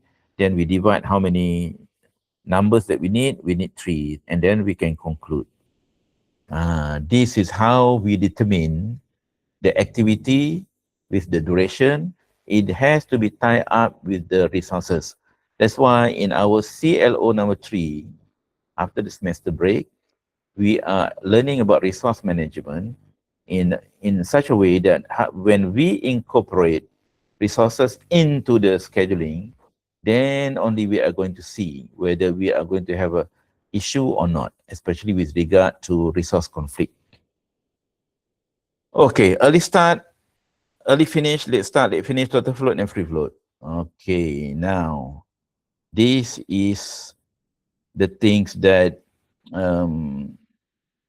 this terminology is coming from the critical path method. Critical path method. Okay. Okay. How do we explain this thing in simpler term? Okay, I want to explain in simpler term. I'm not really sure to what extent you can understand. Okay, now let's take a look example of our class. Our class basically start from 2 p.m. and then we are going to finish at 5 p.m. That is the time slot, time frame. Very similar concept with the project. Project, the client give you like 2 years, 1 year, 5 years, whatever year. That is what we call the time frame or the slot. But then within that time frame, you are going to have the activities that you come up with from WBS squeezed together within that time frame. You are not going basically to complete just nicely from in 1 year, from the beginning of the one until the end of the day, just very tightly squeezed. No, no, you do not do that. Okay, actually there are some free time in between. You do not want to work 24 hours anyway, but basically you schedule it. Very similar to us. Okay, let's say if, for instance, our class in 1 hour is it is not it's not fully 1 hour. It is just 50 minutes in between. Okay, by right we should have a break, but since I'm doing the recording, okay, if I stop, basically something will happen. Okay, never mind. Let's say I want to finish the class within the 3 time slot. Okay, I start at 2. If I straight away without stopping, I can finish at 4:30 because each hour contain only 50 minutes. So meaning to say each hour do consist of 10-minute break in between. So 10 minutes plus 10 minutes plus another 10 minutes, which is half an hour, 30 minutes. Okay. So I can complete the class 2.5 hours. So even though it is a 3 hours class, actually the learning time expected is only 2.5 hours because 10 minutes is a break in between and before 5 p.m. for instance. Okay. So that is the thing. That would be the first scenario. Second scenario, scenario number 2. I still want to finish at 5, but let's say I couldn't make it at 2 p.m. I want to maintain 2.5 hours. I need to finish at 5, okay? So I can just work backward. Is the concept. Finish at 5 p.m. and then I can start at 2:30 p.m. Still 2.5 hours. Scenario number 2. So meaning to say in scenario number 1, I start early. I start early, I finish early. So this 2 p.m. Time slot, this is what we call early start. This is early start, 2 p.m.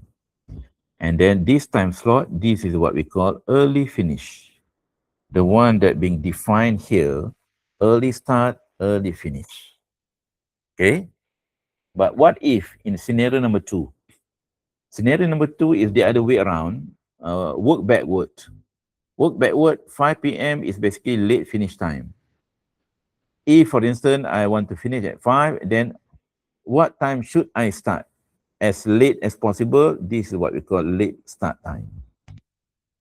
Okay, and you see, this is the terminology being used in the scheduling. So in a simpler form, this is the one that I can relate to you. Okay, within the time frame, if we do have one activities, the activity is not basically uh, to make sure that that activity basically do have some free time. Okay, so we can start as early as possible and finish as early as possible, but then we can start as late as possible and then finish according to late finish time. And you notice one thing here. Here, this is the slot in between the early finish and then the time frame of the project or the activity. This time slot is half an hour. This half an hour is what we call total float. The free time that basically I have. Meaning to say, I can choose to start at 2, or I can even start at 2:10. If I start at 2:10, I will finish at 4:40, still within the time frame allow, because I do have half an hour free time that I can play around. So that is what we call the total float. Float, in a simpler term, reflect free time. Okay, free time, but then we do have the total float definition. Another one, we do have the free float definition. The only difference between these two terms in relation to what that we refer to. Total float, normally we refer to the overall project completion time. Whereas free float is another terminology. Okay, so let's say in scenario number 2, do we have the total float?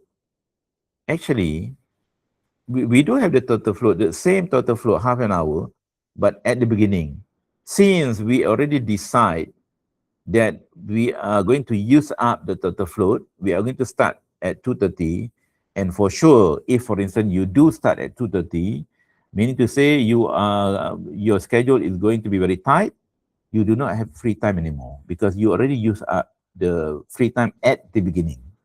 Okay, you still have the same total float of half an hour anyway, but then it is a matter of you want to use early or you want to use late. Okay, that is the issue of total float. Okay, now let's say free float. I want to define free float in a simple term. Okay, later on we are going to demonstrate in the real, what we call real project, example of the project. Perhaps you can see it further. In order to demonstrate free float, we can split the scenario number 1 class, that is better, into three, slots.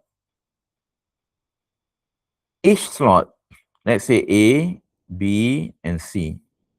And of course, in each slot consists of 10-minute break.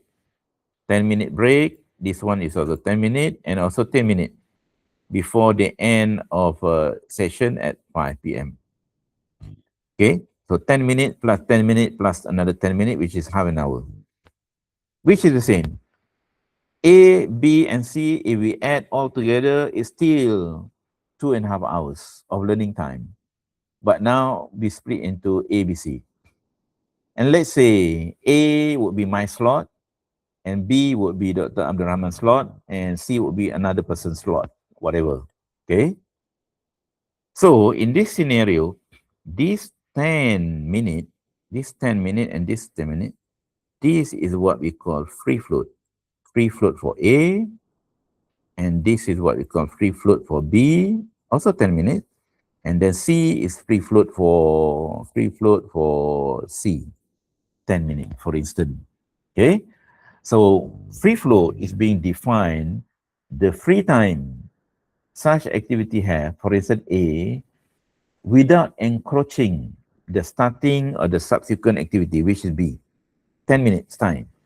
So if, for instance, A, instead of starting at 2 p.m., the class, I want to start at 2:05. Yes, I can, because I can finish at 3, maybe 50 minutes, 2:55. Still another five more minutes left without encroaching Dr. Abdurrahman's slot, for instance. Okay. Similarly, I can even start at 2:10. Okay, I can start at 2:10 and then I can finish right on the dot at 3 p.m., for instance. just just nice for the subsequent speaker to start the following session, for instance. Or even in between, I do start at 2 p.m., but then for whatever reason, I could not, I need to further explain certain things. I finished slightly late, but whatever late, the time frame is 10. If, for instance, you keep in between the available free float, so meaning to say your schedule will be on time. So that is what scheduling is all about. And CPM basically allow us to indicate what is the starting time, early start, early finish, late start, late finish. And then at the end of the day, we know what is the total float that such activity have and what is the free float for such activity, so that if we need or somehow, for whatever reason, sometimes purposely or something beyond our control, delay can happen. If, for instance, delay is happening within the available total float, we are not going to be worried because the project completion still remain the same. And also, if, for instance, delay still happen and it only use up the total float available, it basically do not encroach into subsequent activity, etc., etc. If, for instance, you ask for extension of time, the client is not going to entertain you because you still basically within the total float. You are the one that create the situation so that you can get extra time anyway. I see. That is basically the purpose. You might basically not appreciate the use of total float now for the time being. Once we go into the CLO number 3 in one of the topic, we are going to use the total float value heavily to influence the changes in our scheduling. Perhaps you will appreciate those things.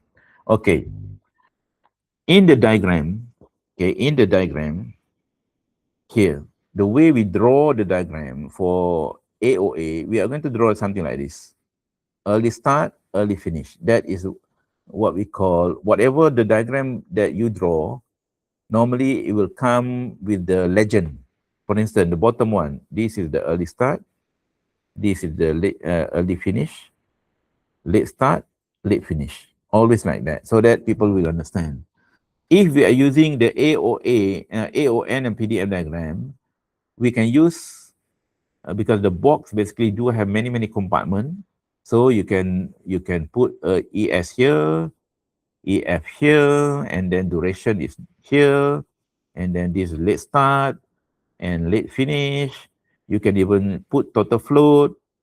You can split this box. You can put free float in the box, so that basically all the information are there. And in our class, we expect when you draw AOA PDM diagram, so you are going to complete with all the values. Okay, that is our expectation. This is just to test your understanding. Okay, if for instance you might be able to draw the network diagram, but then you get the value not right. So meaning to say along the way, you do not fully understand the concept yet. Okay, because you make a mistake when adding the duration or subtracting with the duration. Okay, again, this we start with early start. Okay, early start, when we add the duration, this is what we call forward pass. And then for the backward pass, this is the activity that we do, backward pass. And this is example of the total float formula that we can use for AOA in particular, or even PDM. But PDM do have a simplified way of doing things. And this is the free float. There is another formula. Okay, this thing you can keep for the for the time being. Later on, I will show you in the diagram. That will be better. Okay, CPM calculation. All right, so this is the example. Normally, when we want to develop a network diagram, either AOA or PDM diagram, we are going to go through step by step. First thing first, list all activity. From where? From WBS. Assign time and resources. This is from productivity calculation. We know the duration, and the duration are very much related to resources. Then we are going to assign predecessor or successor, meaning to say the logical relationship using finish to start, start to start, start to finish. And then we are going to connect the activity together.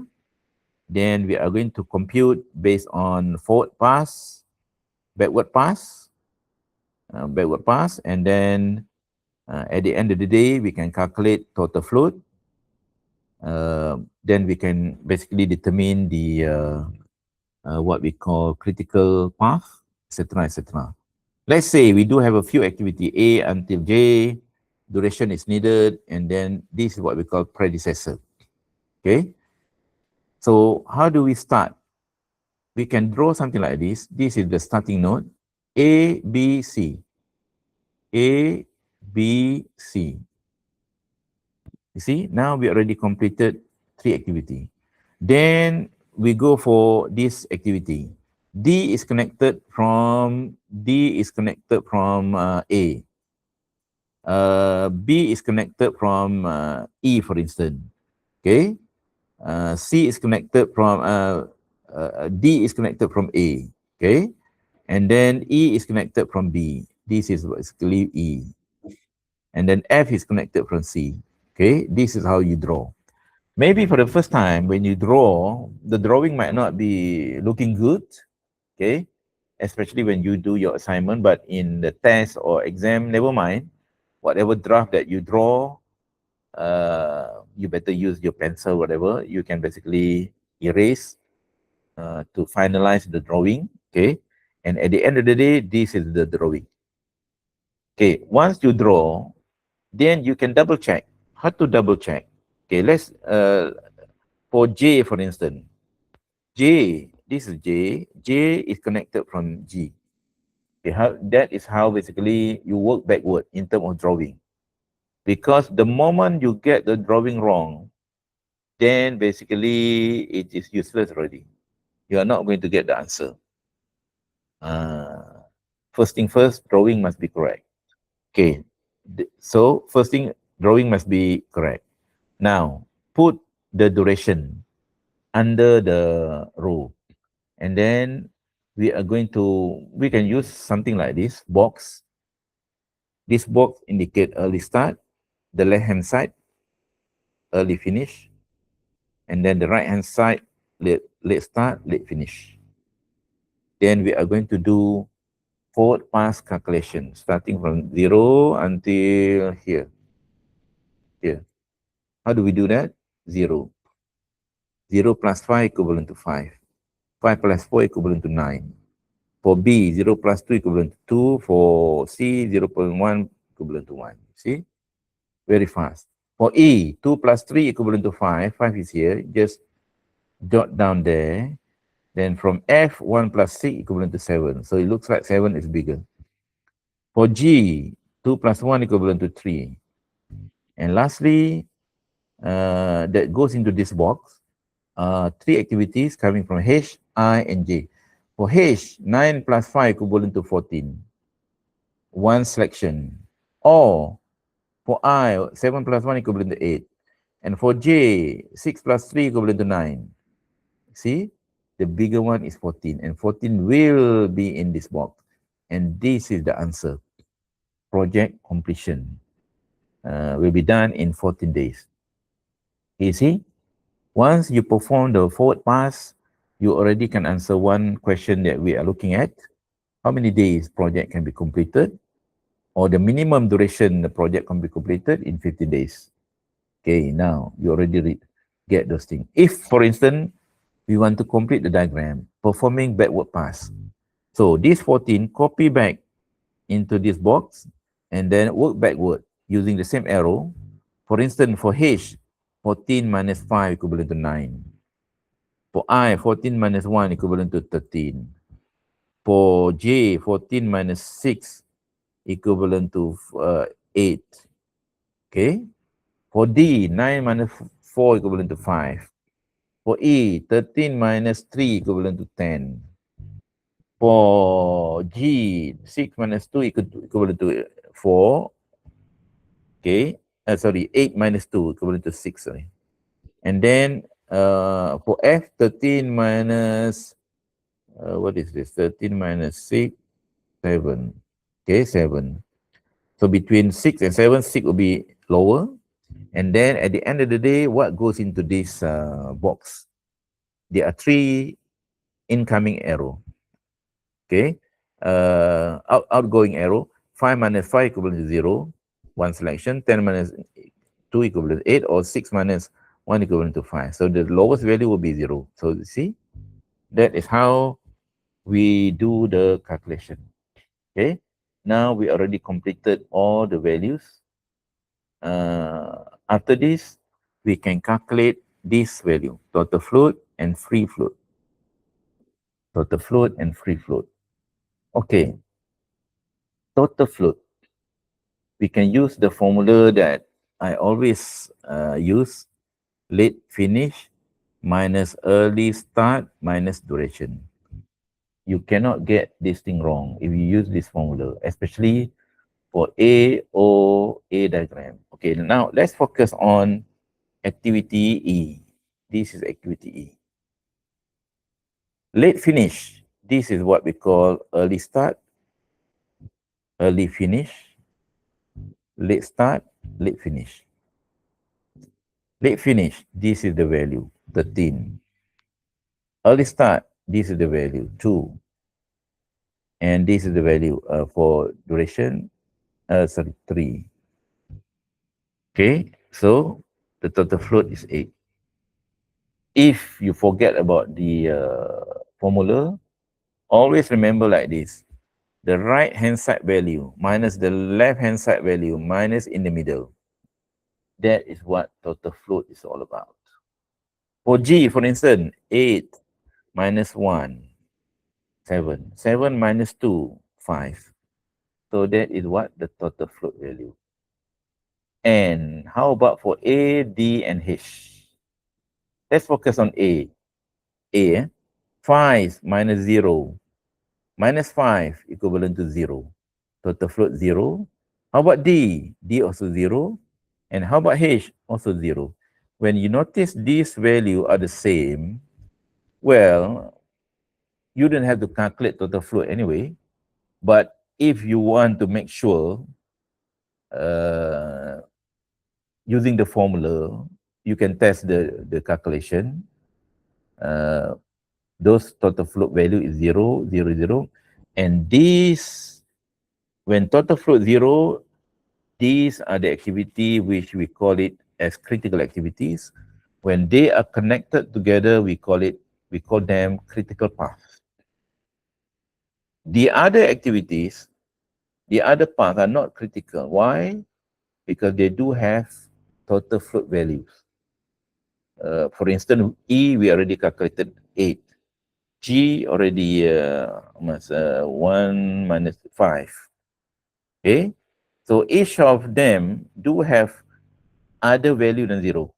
So meaning to say they are not critical activities. If you don't believe me, you can use the same formula. Okay, now we already completed TF. Okay, TF. Okay, TF. Okay, a few more slides before we end the class. So basically, we can only cover one topic for today. Never mind. Okay, now let's demonstrate the free float. Free float. How to calculate free float? First thing first. Remember free float. Okay. Free float. I already defined here. Okay. I already defined here. Is the gap. Is the gap. So first thing first, you need to find activity which basically connected with subsequent activity. And the gap in between, that is what free float is all about. Okay, how to identify this? Okay, easy. You notice that in a network diagram, only a few activity do have this gap by looking at the diagram. How to look at the diagram? Okay, I give you tips. For me, you need to look at this node. Why this node? Because they are two activity, or there could be multiple activity going into one activity. So we need to say E and F are connected with I. So meaning to say between them they are gap. How about this node? D and H. D and H, actually there is no gap in between. If I draw them in terms of bar chart, it will look like this. This is D. D will start on day number 5, and D will finish on day number 9. And subsequently, H, this is H. H will start on day number 9, and then we finish on day number 14, whatever day that, day number 14. This is what we call D, and this is what we call H. You see, there is no gap in between D and H, because whatever this value, 9, is taken after the D. So there is no gap in between. So meaning to say, activity D cannot be delayed, even by single day or half day. So meaning to say, in conclusion, the free float for activity D is 0. Okay, now let's focus on this node and this node. Because when I already mentioned to you how to identify the free float, just look at the node. If there are incoming nodes, there are incoming activity into that node, then there is a potential for one or some of the activity that could have the free float values, whereas the others would be 0. Okay, now let's focus on E and F. In terms of drawing, I can draw something like this for you to understand. Okay, like this. Okay, now let's imagine this is activity I. This is I.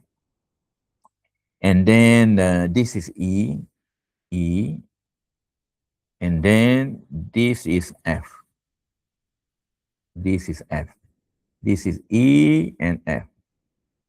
Going into this node. Okay.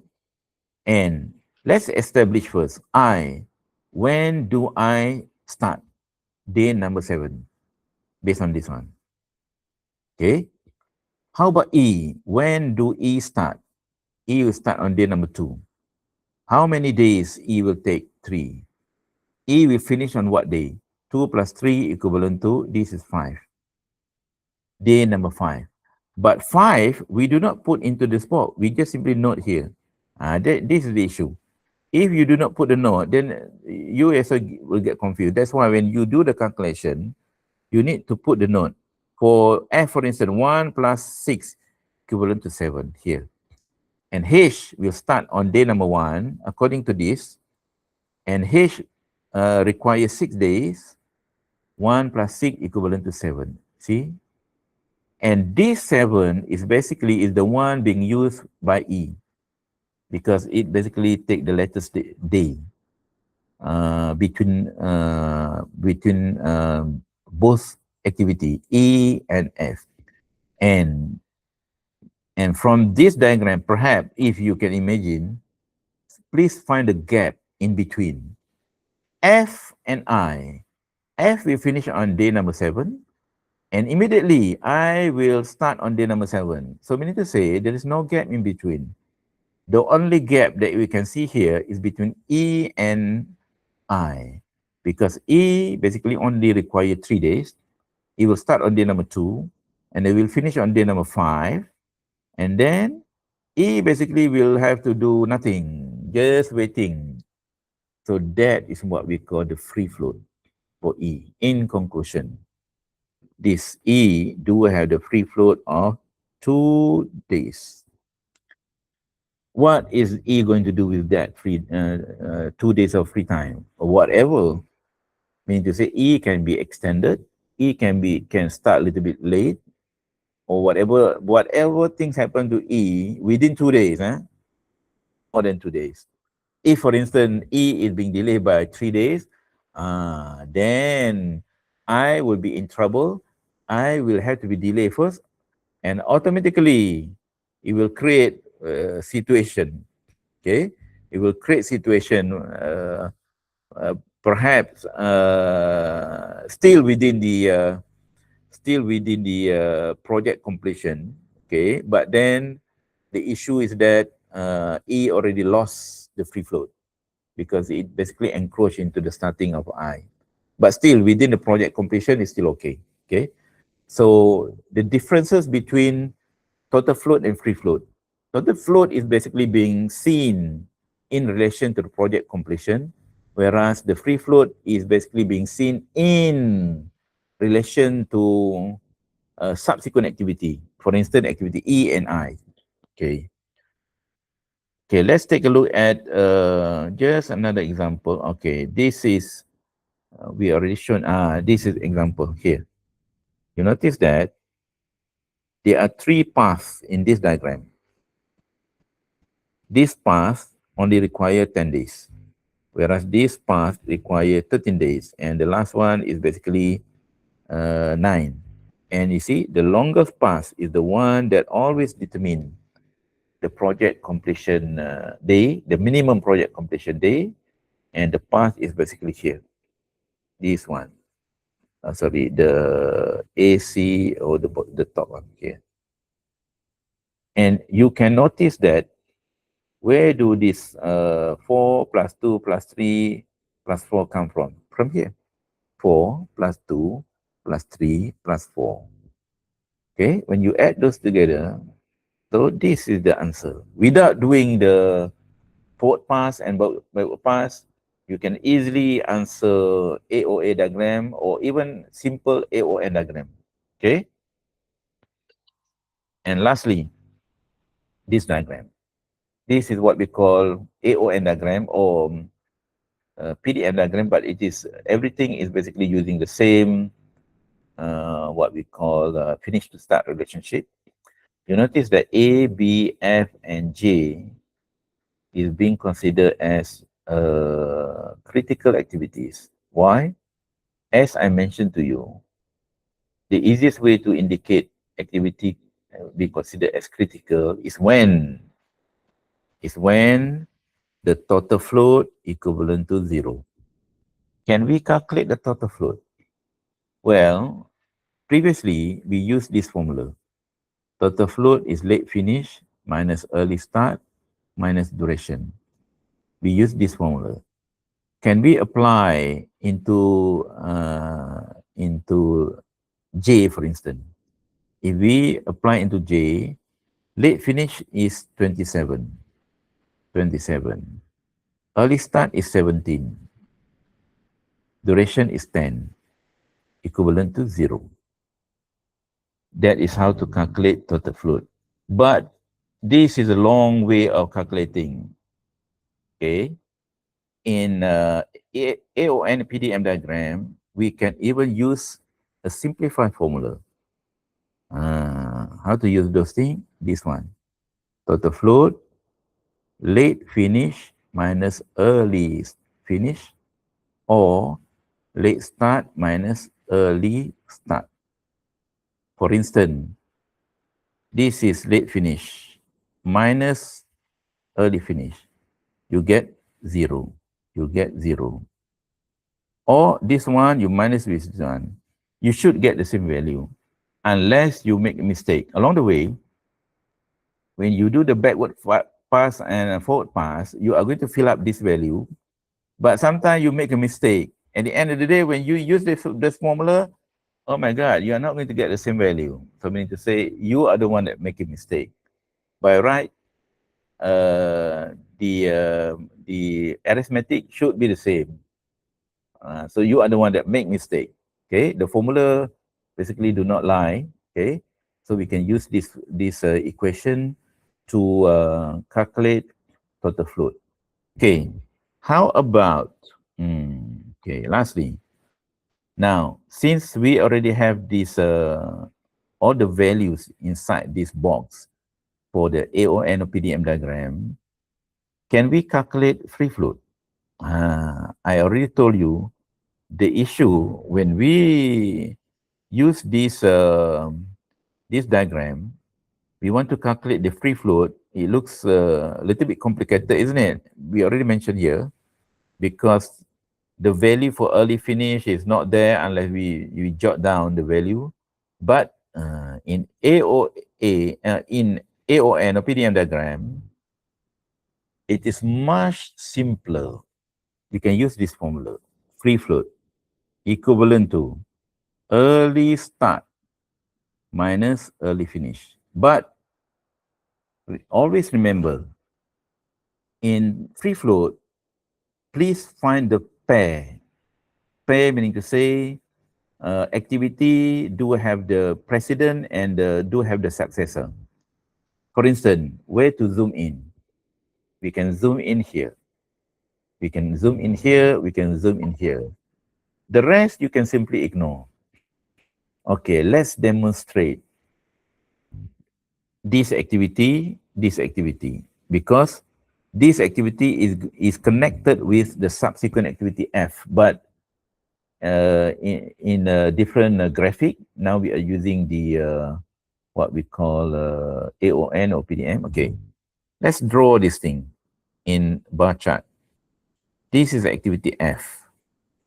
The earliest start of activity F is basically on 8 days, correct? How about activity C? This is activity C. Activity C will start on day number 3, and then we finish on what? Day number 5, because everything is inside the box. This is a good thing. And you notice immediately the gap in between activity C and F is basically this one. This is what I mean by activity C equivalent to early start of early start of activity F and early finish of activity C. This is the formula. Okay, meaning to say, we compare between this value, 8 minus 5. So 8 minus 5 equivalent to 3. So in conclusion, 8 minus 5 free float for activity C is basically 3. Is 3. You see? Now, perhaps you can appreciate why basically we do have two different type of the graphic, AOA and AON PDM. PDM is much more preferred because all the values belong to that box. A box meaning to say activities, and it is easy for us to indicate the free float because we just compare between these two values here. Okay, so meaning to say C and F there is a gap, so meaning to say free float activity C is 3. But how about B and F? Okay, B and F doesn't have any free float because see, if you compare this value and this value, so there is no way that this activity B can be delayed because it do have subsequent activity that basically start on the exactly the same day after it basically complete anyway. But how about the other activity? Let's compare it to F and J, H and J, and G and J. You notice that for G, this value and this value. 17 minus 6, 11, meaning to say activity G do have a free float of 11 days because there is a gap in between. And H and J, H will complete on day number 16, whereas J basically will complete the starting of J, the starting of J is basically day number 17. So there is a 1 day gap, meaning to say activity H do have free float of 1 day. You see? That is the concept between those value. Later on, when we demonstrate AOA diagram next week, we are going to see this thing further, free total float and free float. And perhaps I will show in one of the diagram what does the total float really mean? Okay, what does total float really mean? Because we are going to see in terms of the path and relation to the project completion time. Okay, so that is what the concept is all about. Okay, now let's go back to this. Okay, let's go back to this thing.